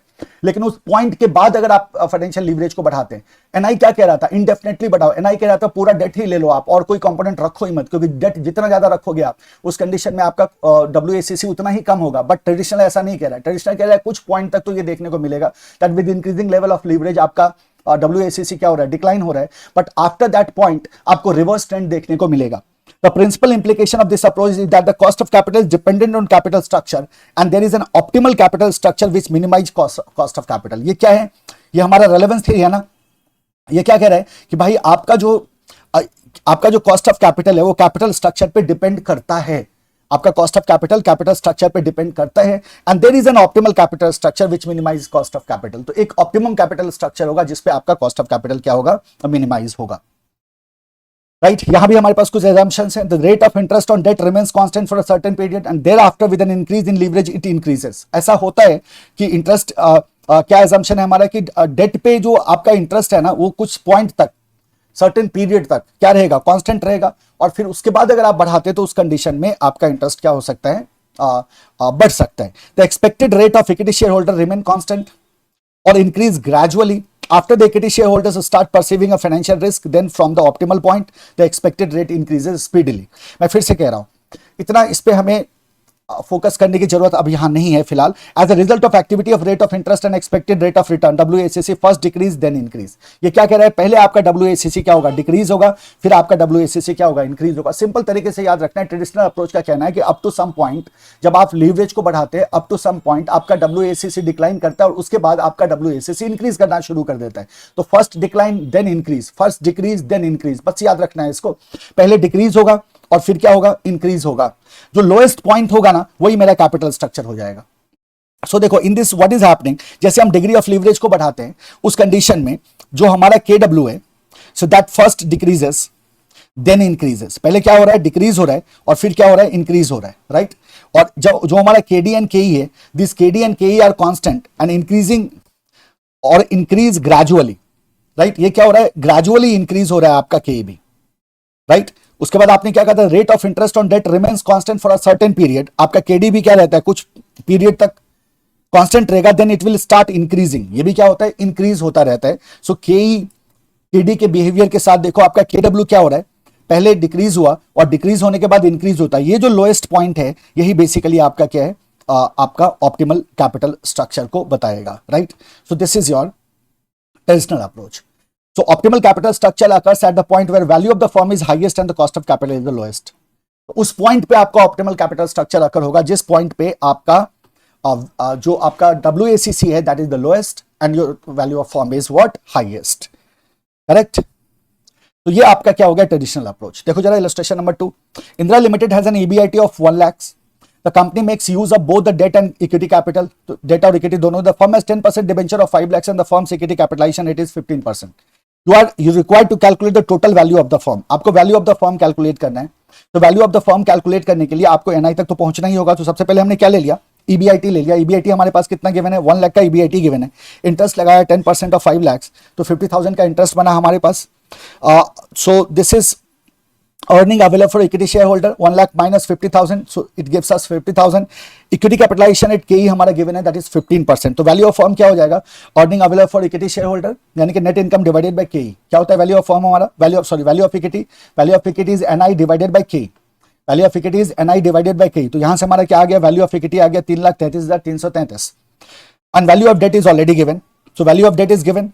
कितना है हमारे पास 5 लाख का, तो वैल्यू ऑफ फर्म कितना हो गया 5 लाख प्लस 3,33,333, तो 8,33,333 is your answer as far as the value of firm is concern. जब हम ओवरऑल कॉस्ट ऑफ कैपिटल की बात करते हैं, second question is what is the overall cost of capital. Overall cost of capital का मतलब you have to calculate the KW. और आप जानते हैं केडब्ल्यू जब हम कैलकुलेट करते हैं तो क्या करते हैं भाई, तो हम कहते हैं सर जो हमारा कॉस्ट ऑफ डेट है, cost of debt multiplied to weight of debt plus cost of equity multiplied to weight of equity. This is how we do it, right. Same formula use करेंगे and we will apply it. So K is equal to S upon V. So V is the value of firm and V क्या होता है, S plus D होता है, right. ये V क्या है मेरा, S plus D है. तो S upon S plus D ये क्या बताएगा, weight of equity plus D upon S plus D ये क्या बताएगा, weight of debt. इसको क्या करना है, KD से मल्टीप्लाई करना है, इसको क्या करना है, KE से मल्टीप्लाई करना है. हमें क्या मिल जाएगा, हमारा KO मिल जाएगा. जब आप इसे सॉल्व करते हैं तो 12% आपका आंसर आता है. यहां आंसर आया, या सीधा आप डायरेक्ट फॉर्मूला से भी आप इसको क्या कर सकते हो, यूज कर सकते हो. जो हमने सीखा था अभी, क्या सीखा था, value of firm is equal to EBIT upon KO. हमारे पास EBIT भी है और हमारे पास KO भी है, सॉरी VF भी है. तो हम क्या कर सकते हैं, KO निकाल सकते हैं. KO is equal to EBIT upon value of firm. यहां से भी हम क्या कर सकते हैं, इसको डायरेक्टली कैलकुलेट कर सकते हैं, राइट. नेक्स्ट देखना, determine the optimal capital structure of the company from the following information. अब हमारे पास ऑप्शंस गिवन है 1 2 3 4 5 6 7, 7 ऑप्शंस गिवन है. कॉस्ट ऑफ डेट आपका गिवन है सातों के लिए, कॉस्ट ऑफ इक्विटी गिवन है, percentage of debt on total value यानी कि debt plus equity that is given, percentage of debt on total value यानी कि वेट ऑफ डेट आपका गिवन है, राइट. वेट ऑफ डेट आपका गिवन है. Weight of debt अगर आपका गिवन है तो वेट ऑफ इक्विटी आप वैसे भी कैलकुलेट कर सकते हो. Now see, as far as KO is concerned, optimal capital structure of a company हमें कैलकुलेट करना है. तो हमें क्या करना होगा, सबसे पहले we have to calculate the KO. KO is KD into D, KE into S divided by D plus S, right. This is the weight basically. So KD into KD multiplied to D upon D plus S and KE multiplied to S upon D plus S. तो D plus S को हम यहाँ common ले सकते हैं. तो यहाँ से हमें क्या मिल रहा है, KO मिल रहा है, राइट. तो हम क्या करेंगे, सबके लिए KO कैलकुलेट कर लेंगे. तो देखो फर्स्ट केस में KO हो गया 11% 0, 13% 1, तो पूरा 1 है क्या, हाँ 0 है ना. तो 0 हमारे पास यहाँ डेट का वेट है, तो इक्विटी का वेट कितना हो जाएगा, 1 हो जाएगा पूरा. तो हमने क्या किया, इस तरह से देखो, सातों ऑप्शंस के लिए we have calculated the KO. सातों ऑप्शंस के लिए KO कैलकुलेट करने के बाद हम क्या चेक करेंगे, ऑप्टिमल कैपिटल स्ट्रक्चर कौन सा होगा, जहां मेरा KO मिनिमम होगा. सो KO मिनिमम आपको कहां देखने को मिल रहा है, आप कहते हो KO मिनिमम हमें देखने को मिल रहा है सेकंड ऑप्शन में 12.80. So our second option is answer. 12.80% is basically our KO, right, जो मिनिमम है ना. ये लोएस्ट KO हो गया मेरा, और चूंकि ये लोएस्ट KO है इसीलिए जो ऑप्शन 2 है ये मेरा ऑप्टिमल कैपिटल स्ट्रक्चर होगा, ये मेरा ऑप्टिमल कैपिटल स्ट्रक्चर होगा. तो this is another way to ask a question. Chances कम है बट ध्यान में रखिएगा. तो आपने दो अप्रोचेस को देखा, NI को और ट्रेडिशनल को. ये दोनों ही अप्रोच क्या है, बेसिकली दोनों ही अप्रोच रेलेवेंस की बात करता है. दोनों ही अप्रोच का कहना है कैपिटल स्ट्रक्चर का इंपैक्ट आपके ओवरऑल कॉस्ट कैपिटल पे होता है, जो अल्टीमेटली आपके वैल्यू ऑफ फर्म को अफेक्ट करता है. फॉर्मूलाज कितने यूज हो रहे थे आपने देखा अभी. Now next come to the net operating income approach. अलग बहुत फास्ट रहूंगा मैं, जाहिर सी बात है आपको यही चाहिए, 100% आपको यही चाहिए. तो जुड़े रहो मेरे साथ, फटाफट बुक के पेज पलटते रहो, साथ में एक रफ नोटबुक रखो, पेंसिल रखो या पेन रखो, और फॉर्मूला की प्रैक्टिस करते हुए चलो. NOI means earning before interest and taxes. Net operating income क्या होता है हमारा, earning before interest and taxes होता है. दिस इज बेसिकली और EBIT, राइट. ये अप्रोच क्या कहता है, the capital decision of the firm are irrelevant. ये अप्रोच कहता है कि आपके डिसीजन का कैपिटल स्ट्रक्चर आप किस तरह का रखते हो, इसका इंपैक्ट वैल्यू ऑफ फर्म पे नहीं होता. Any change in the leverage will not lead to any change in the total value of the firm. तो आपके लीवरेज का वैल्यू ऑफ फर्म पे कोई, या मार्केट प्राइस ऑफ शेयर्स पे किसी तरह का कोई इंपैक्ट नहीं होगा. As the overall cost of capital is independent of the degree of leverage. ये क्या कह रहा है कि आपका जो KO है ना, वो डिग्री ऑफ लीवरेज से पूरी तरह से इंडिपेंडेंट होता है. और अगर KO इंडिपेंडेंट है तो वैल्यू ऑफ फर्म पे कोई इंपैक्ट देखने को नहीं मिलेगा. यानी कि ये क्या कह रहा है कि अगर हम KW एंड KD को कांस्टेंट रखें, यहाँ इसमें क्या होगा, KW एंड KD कांस्टेंट रहेगा. So with increasing leverage the KE will increase, और वो क्या कर देता है, बेसिकली कंपनसेट कर देता है. तो KE क्या होता है, बढ़ता है, और KE जो बढ़ता है इसकी वजह से कंपनसेट हो जाता है और आपको नेट बेनिफिट देखने को नहीं मिलता है. ऐसा क्यों हो रहा है और ये किस तरह का असम्पशन है. तो इस थ्योरी का बेसिकली ये कहना है कि जब हम फाइनेंशियल लिवरेज को बढ़ाते हैं तो इक्विटी शेयर होल्डर ज्यादा रिस्क फील करता है, और जब वो ज्यादा रिस्क फील करता है तो उसका एक्सपेक्टेड रिटर्न इंक्रीज होता है अकॉर्डिंगली। इसीलिए आपको नेट में कोई बेनिफिट लिवरेज का नहीं मिलता है, और इसका इंपैक्ट आपको ओवरऑल कॉस्ट ऑफ कैपिटल पे नहीं पड़ता, वो ओवरऑल कॉस्ट ऑफ कैपिटल आपका सेम रह जाता है। As per this approach, an increase in the use of debt which is apparently cheaper is offset by increase in the equity capitalization rate। तो आप जो बेनिफिट ले रहे हो ना डेट को रेज करके, लिवरेज को बढ़ा के, ये ऑफसेट हो जाता है by increasing equity capitalization rate. This happens because equity investors seek higher compensation as they are opposed to greater risk due to the existence of the fixed return securities in the capital structure। So इस theory का दलील बहुत simple है कि जब हम leverage को बढ़ाते हैं तो हमारी फिक्स लाइबिलिटी बढ़ती है, जो इक्विटी शेयर होल्डर्स हैं they will feel threatened, they will feel more risk, और जब वो ज्यादा रिस्क फील करेंगे तो जाहिर सी बात है उनका जो एक्सपेक्टेड रिटर्न होगा, जो केई होगा, दैट विल इंक्रीज। तो डेट से जो आप बेनिफिट ले सकते हैं वो बेनिफिट इंक्रीजिंग केई से क्या हो जाता है, सेट ऑफ हो जाता है, तो आपको नेट में कोई फायदा नहीं मिलता, और आपका केओ क्या रहता है, सेम रहता है, वैल्यू ऑफ फॉर्म पे कोई इंपैक्ट नहीं होता। राइट देखो जरा इसको, एक क्वेश्चन को, Amita limited operating income is EBIT इनका है 5 लाख का, the firm cost of debt is 10% and currently firm employs 15 lakhs of debt, तो overall cost of capital of the firm is 15%। हमसे पूछा जा रहा है टोटल वैल्यू ऑफ फर्म बताओ। As far as total value of firm, we know that total value of firm को हम कैसे कैलकुलेट करते हैं, तो हम इक्विटी प्लस डेट से हम इसको कैलकुलेट कर सकते हैं बहुत इजीली। और जब हम इक्विटी को कैलकुलेट करते हैं तो we have to go to the NI upon K, so we have to find out the NI.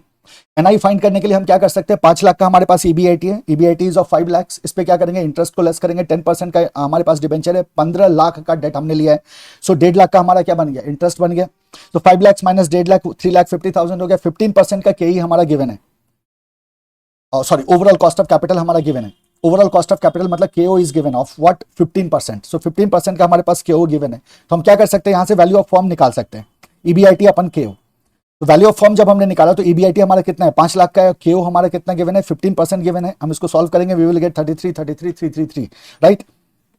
As far as cost of equity is concern, देखो मार्केट वैल्यू ऑफ डेट हमारे पास कितना है, 15 लाख का है, मार्केट वैल्यू ऑफ इक्विटी क्या हो जाएगा, जो टोटल वैल्यू है माइनस डेट को हम माइनस करेंगे तो 18,33,333 का हमारा मिल जाएगा मार्केट वैल्यू ऑफ इक्विटी। जैसे ही मार्केट वैल्यू ऑफ इक्विटी मिला तो हम क्या कर सकते हैं, S is equal to NI divided by KE को यूज कर सकते हैं अब जाके, so KE is equal to NI upon S, हमें क्या करना है, केई को फाइंड आउट करना है, तो जो हमारा नेट इनकम है उससे हम क्या करेंगे, इक्विटी से डिवाइड कर देंगे। मार्केट वैल्यू ऑफ इक्विटी हमने 18,33,333 निकाला था, और जो नेट इनकम है, नेट इनकम हमने कितना कैलकुलेट किया है, नेट इनकम हमने कैलकुलेट किया है 3,50,000, सो net income is 3,50,000 divided by जो हमारा मार्केट वैल्यू ऑफ इक्विटी है, सो दैट इज 18,33,333, सो 19.09% का हमारा क्या हो जाएगा, इक्विटी कैपिटलाइजेशन रेट हो जाएगा। सो कॉस्ट ऑफ इक्विटी को हम इस तरह से क्या कर सकते हैं, कैलकुलेट कर सकते हैं, right. So this is how you can do it here. So KO से भी मूव कर सकते हैं क्या, हम केओ से भी मूव कर सकते हैं, देयर आर सेवरल वे, और आप इस तरह से सॉल्व कर सकते हो उसको। नेक्स्ट आ जाओ, illustration number 5, alpha limited and beta limited are identical except for capital structure. Alpha limited has a 50% debt and 50% equity, whereas beta limited has 20% debt and 80% equity.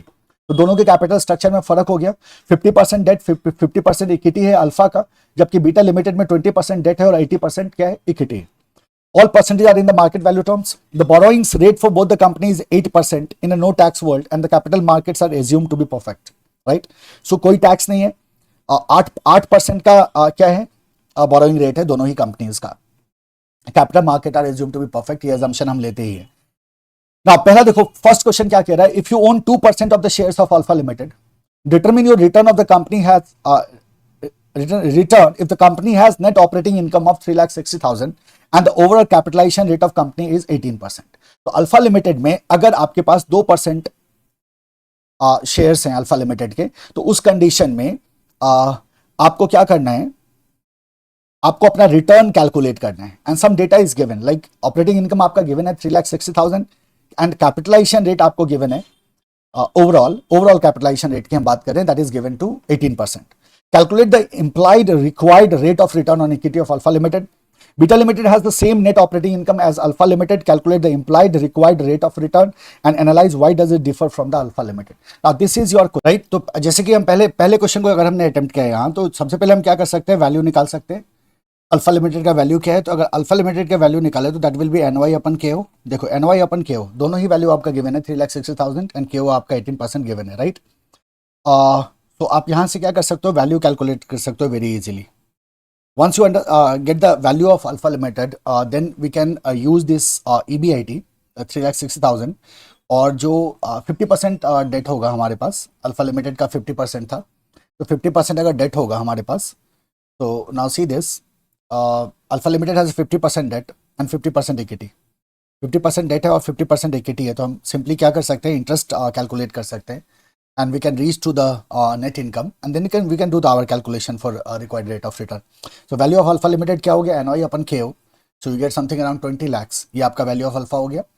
Value of the company 20 lakh हो गया, 50% date 50% equity, 10 lakh का date 10 lakh का equity आपको यहाँ दिखेगा, right.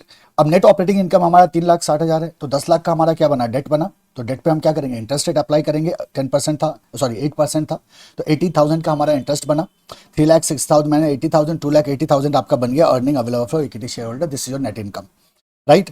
And once you get the earning available for equity share holders, तो 2% का return था ऑन इक्विटी शेयर्स, तो क्या करेंगे, 2,80,000 का 2% रिटर्न निकालेंगे, 5,600 हमारा क्या हो जाएगा, रिटर्न हो जाएगा। ये रिटर्न कैलकुलेट करने को हमें कहा गया था।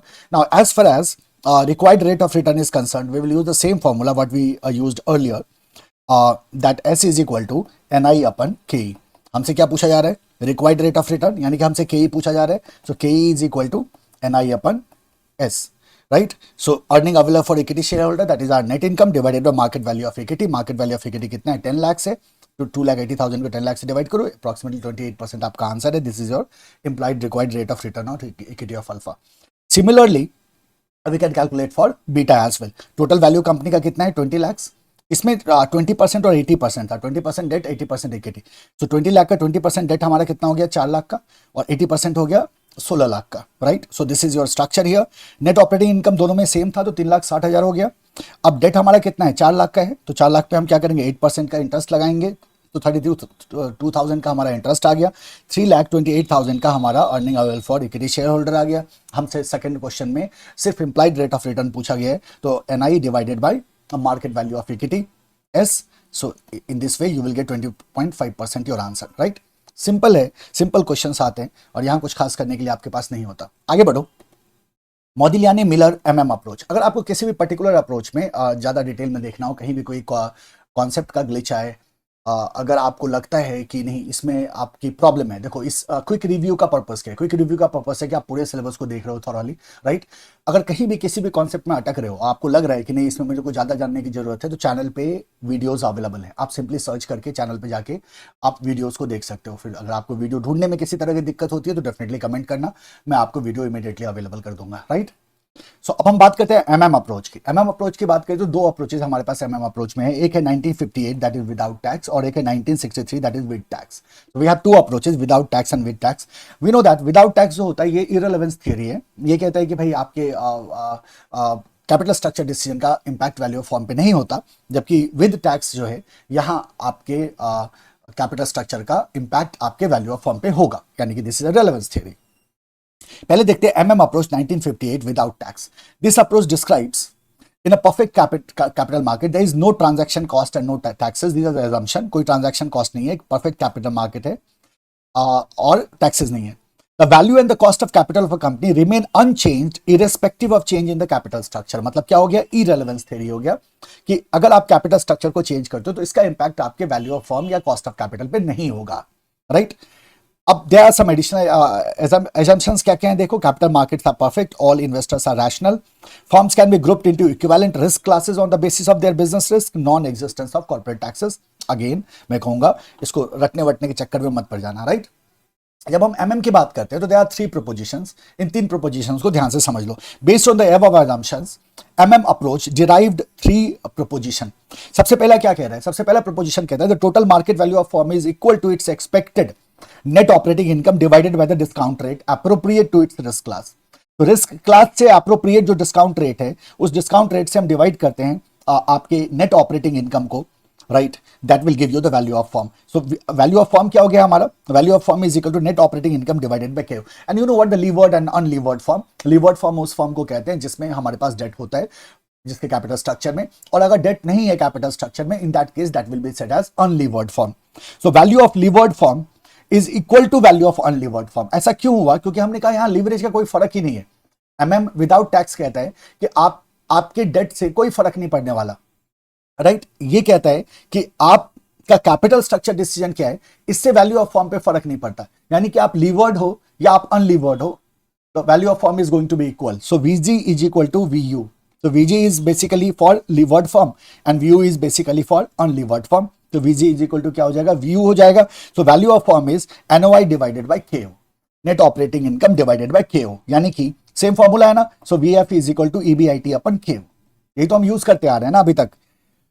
सेकंड देखना, a firm having debt in capital structure has a higher cost of equity than an unlevered firm. सो अगर डेट है तो उस समय में कॉस्ट ऑफ इक्विटी क्या होता है, ज्यादा होता है. तो cost of equity will include risk premium for the financial risk. तो cost of equity in levered firm is determined as under. Now idea वही है ना, कॉन्सेप्ट वही है. आपने पहले भी इस चीज को समझा था कि आप क्या कहना है सेकंड प्रोपोजिशन का. सेकंड प्रोपोजिशन का कहना है कि अगर आपके पास डेट है उस कंडीशन में आपका कॉस्ट ऑफ इक्विटी ज्यादा होगा. कॉस्ट ऑफ इक्विटी क्यों ज्यादा होगा, बिकॉज डेट होने का मतलब है कि फाइनेंशियल रिस्क ज्यादा है. और जब फाइनेंशियल रिस्क ज्यादा है तो as compare to unlevered firm cost of equity क्या होगा, ज्यादा होगा. और यही सेट ऑफ कर रहा होता है basically. So KE is equal to KO plus KO minus KD debt upon equity. Very important formula, you have to keep in mind, right. The structure of the capital does not affect the overall cost of capital. Third proposition क्या हो गया कि भाई आपका capital structure आपके overall cost of capital को impact नहीं करता. So how can we see this, now see this KE KW KD का बिहेवियर. यहाँ अगर हम डिग्री ऑफ लिवरेज को बढ़ाते हैं इस कंडीशन में हमारा केई क्या होता है, बढ़ता है. तो जो बेनिफिट हमें डिग्री ऑफ लिवरेज से मिल सकता था वो बेनिफिट हमें नहीं मिलता. केडब्ल्यू और केडी क्या रहता है, सेम रह जाता है. So these are the constant, right. So what is happening here, हम कहते हैं सर ये इररिलेवेंस थ्योरी है. और ये इररिलेवेंस थ्योरी में कितने प्रोपोजिशंस हैं, 3 प्रोपोजिशंस हैं. Value of firm is equal to net operating income divided by KO. Then we have the KE is equal to KO plus KO minus KD debt upon equity, right. And third में हम क्या कह रहे हैं कि भाई capital structure decision का impact cost of capital पे नहीं होता, राइट, वैल्यू ऑफ फॉर्म पे नहीं होता. अब it is evident from the above diagram the average cost of capital is constant and is not affected by the leverage. Diagram में ये दिख रहा था साफ साफ हमें.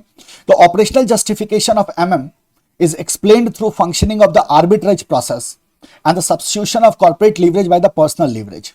Now see this. अब इसके बारे में थोड़ी सी बात कर लो. हम आर्बिट्रेज प्रोसेस की जब बात करें तो आर्बिट्रेज प्रोसेस का मतलब क्या है, आर्बिट्रेज प्रोसेस का मतलब है कॉर्पोरेट लीवरेज को सब्स्टिट्यूट करना पर्सनल लीवरेज से. अब ये कॉर्पोरेट लीवरेज क्या है, पर्सनल लीवरेज क्या है.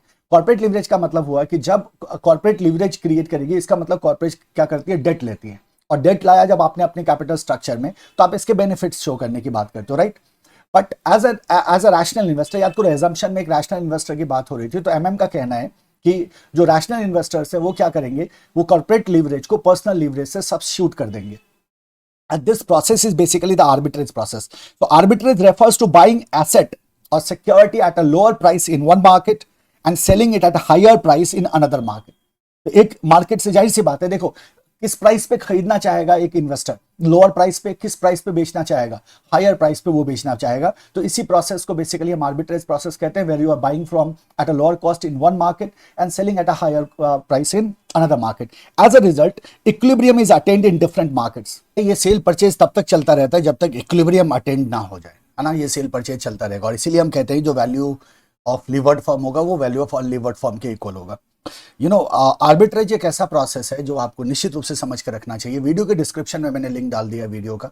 अगर आपको जरा सा भी कंफ्यूजन हो इस प्रोसेस में तो डेफिनेटली उस वीडियो को देख लेना, 2 क्रॉस स्पीड पे देख लेना, क्योंकि रेगुलर लेक्चर है तो ज़्यादा टाइम आपको देना होगा. तो आप ज़्यादा फास्ट करके उसको देख सकते हो, वो ऑप्शन आपके पास वहाँ अवेलेबल है, right.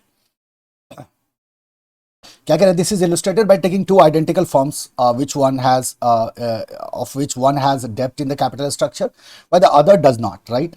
Investors of the firm whose value is higher will sell their shares and instead buy the shares of the firm whose value is lower. यही हम कहना चाह रहे थे कि जिस फर्म का वैल्यू हाई होगा उसके शेयर को बेचा जाएगा और जिस फर्म का वैल्यू लो होगा उसके शेयर को खरीदा जाएगा. और ये प्रोसेस चलता रहेगा. और ये जब जैसे क्या हुआ कि मान लो अगर जिसका वैल्यू कम है और मान लो एक का वैल्यू ज़्यादा है, एक का नाम VX है, दूसरे का नाम VY है, तो जिसका वैल्यू ज़्यादा है इसको क्या किया जाएगा, सेल किया जाएगा. और आप क्या करोगे, VX में इन्वॉल्व करोगे, इन्वेस्ट करोगे, क्योंकि उसका वैल्यू कम है. यहाँ आपको परचेज प्राइस क्या लगेगा, कम लगेगा, तो आपने क्या किया, इसमें इन्वेस्ट किया. सो एज अ रिजल्ट क्या होगा, जो VX है इसका वैल्यू बढ़ना शुरू हो जाएगा, VY का वैल्यू गिरना शुरू हो जाएगा. यही होगा ना. जैसे ही इसका वैल्यू बढ़ा तो फिर क्या करोगे, आप इसे सेल करोगे और इसे सेल करके आप इसमें इन्वेस्ट करोगे, इसे परचेज कर लोगे. ये प्रोसेस चलता रहेगा तब तक जब तक इक्विलिब्रियम अचीव ना हो जाए. यही कहने का मतलब है इसका. The value of the levered firm can neither be greater nor lower than that of an unlevered firm according to this approach. दोनों का वैल्यू बराबर होगा, कम ज्यादा नहीं हो सकता। The two must be equal. There is neither advantage और not disadvantage in using डेप्थ इन कैपिटल स्ट्रक्चर। तो ना ही आपको फायदा हो रहा है, ना ही आपको नुकसान हो रहा है। Ultimately you are reaching to the equilibrium that what the arbitrage process is. ठीक है, नेक्स्ट आ जाओ एमएम अप्रोच विद टैक्स। जब हम टैक्स लेके आते हैं तो यहाँ टैक्स बेनिफिट से फर्क पड़ जाता है, और वही टैक्स बेनिफिट जो है आपका लीवर्ड फर्म के वैल्यू को बढ़ा देता है, राइट? क्योंकि अब इन्होंने टैक्स को कंसीडर किया, और हम जानते हैं जैसे ही हम टैक्स को कंसीडर करेंगे तो there will be a difference. Now see this, in 1963 mm model was amended by incorporating tax, right?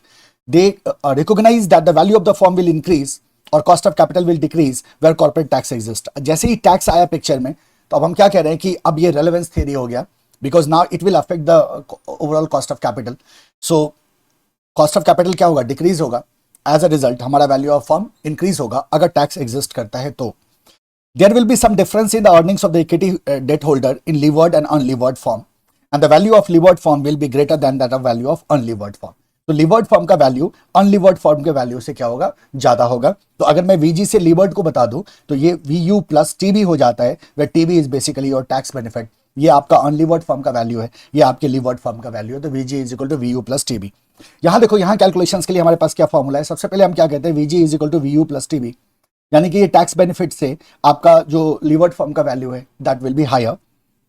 Cost of equity in the levered firm, अगर आप केईजी कैलकुलेट करते हैं तो cost of equity in unlevered firm plus cost of equity unlevered firm minus KD multiply to debt by debt plus equity, right? This formula will be used to calculate the KEG the cost of equity in a levered company.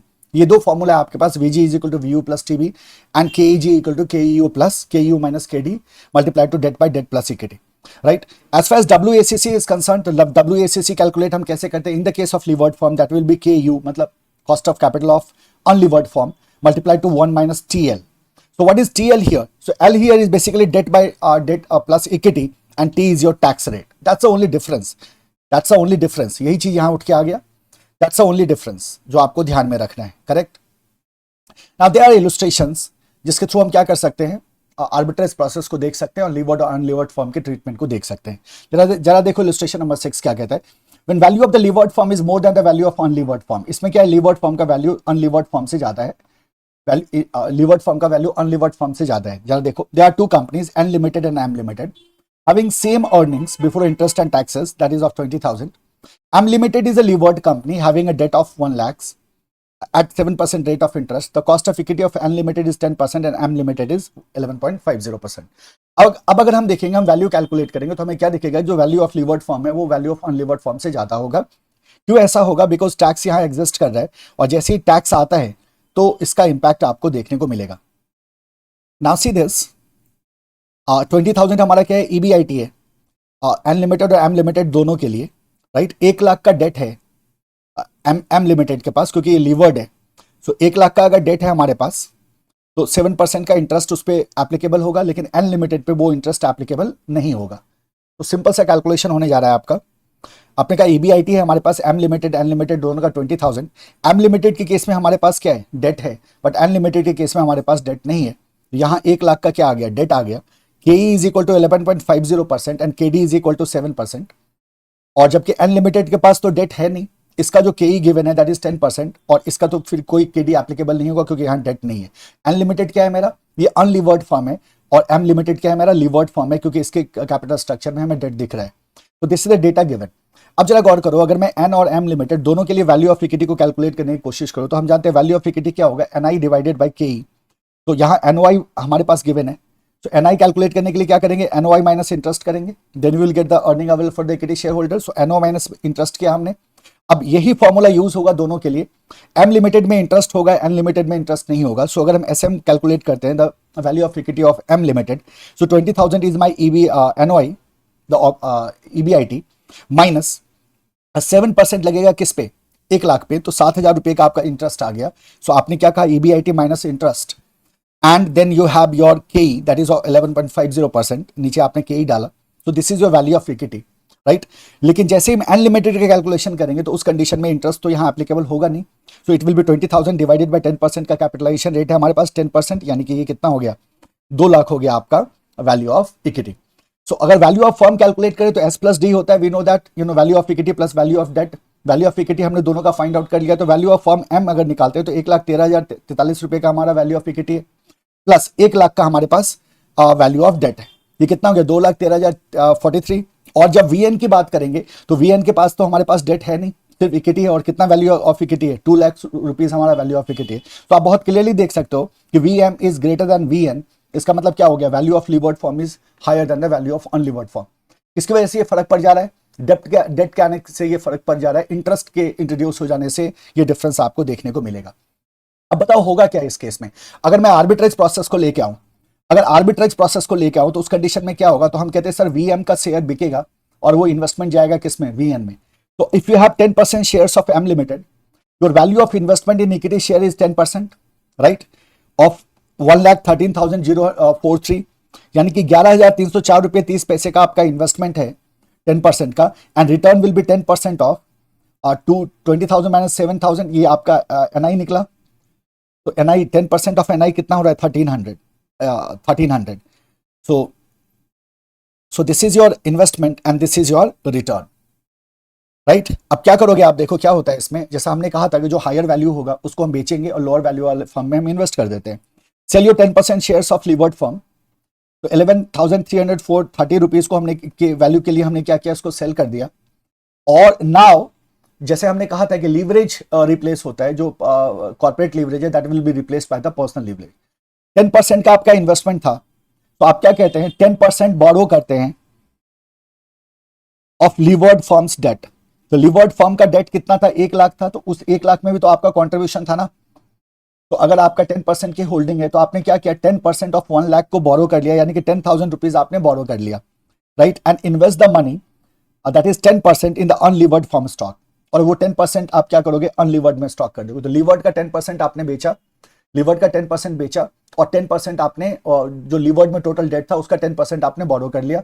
इस amount को आपने unlevered में invest कर दिया, 10% वहां भी ले रहे हो आप। टोटल मनी हमारे पास कितना आ गया, तो 11,304 रुपये 30 पैसा, इतने का तो हमने शेयर्स बेच दिया, प्लस 10,000 रुपये हमने बोरो किया था। ये बोरो हमने क्यों किया, क्योंकि हम कॉर्पोरेट लीवरेज को पर्सनल लीवरेज से रिप्लेस कर रहे हैं। हम कॉर्पोरेट हमसे क्या कह रहा है, कंपनी हमसे कह रही है भाई हम लीवर्ड फॉर्म में हम आपको ज्यादा रिटर्न देंगे, राइट। किस आधार पे कह रहा है, क्योंकि उन्होंने बोरो किया है फंड। हम कहते हैं ठीक है आप अपना बोरो मत करो, हम खुद ही बोरो कर लेंगे, राइट। तो हमने क्या किया, जो 10% का हमारा स्टेक था उसके हिसाब से हमने जो total date borrowed by the company था उसका 10% हमने बोरो कर लिया। तो टोटल अमाउंट अवेलेबल हमारे पास कितना हो गया, 21,304 रुपीज 30 पैसे, एंड 10% अभी इन्वेस्ट करना है 2,00,000 में। तो अगर मैंने 2,00,000 में 10% का इन्वेस्ट किया तो 20,000 का हमारा क्या हुआ, इन्वेस्टमेंट हुआ। अब जरा गौर करो आप, 1,304 रुपये 30 पैसे आपके पास एक्स्ट्रा अभी भी बचा हुआ है, जब आपने 10% एक कंपनी में बेच के दूसरे कंपनी में 10% परचेज कर लिया। Surplus cash available with you is 21,304.3 minus 20,000, तो 1,304 रुपये 30 पैसे का आपके पास अभी भी सरप्लस फंड है, जो अगर आप इन्वेस्ट करो तो आप प्रॉफिट इस पे ज्यादा रिटर्न कमा पाओगे। So your return is 10% of EBT of unlevered firm minus interest to be paid on the borrowed fund. अब इसको भी ध्यान में रखना है कि हमने जो बोरो किया है 10,000 उस पर हमें इंटरेस्ट तो पे करना होगा। तो जो मेरा रिटर्न है उसमें से मैं क्या करूंगा, इंटरेस्ट को माइनस कर दूंगा। जो आपका रिटर्न क्या है, 10% ऑफ 20,000, और आपका इंटरेस्ट कितना जाएगा, 7% ऑफ 10,000। इतना तो आपको पे करना पड़ेगा, नहीं क्योंकि आपने 10,000 क्या कर रखा है, बोरो कर रखा है। याद रखना आपने 20,000 रुपये ही लगाया, अभी आपके पास एक सरप्लस 1,304 रुपये 30 पैसे अभी भी रखा हुआ है। तो 10% ऑफ 20,000 आपका रिटर्न हो गया 2,000 रुपये का, एंड 7% ऑफ 10,000 आपका क्या हो गया, इंटरेस्ट आपको पे करना पड़ रहा है, दैट इज ऑफ 700। तो 1,300 का आपका यहाँ क्या हो रहा है, टोटल रिटर्न आपको यहाँ देखने को मिल रहा है।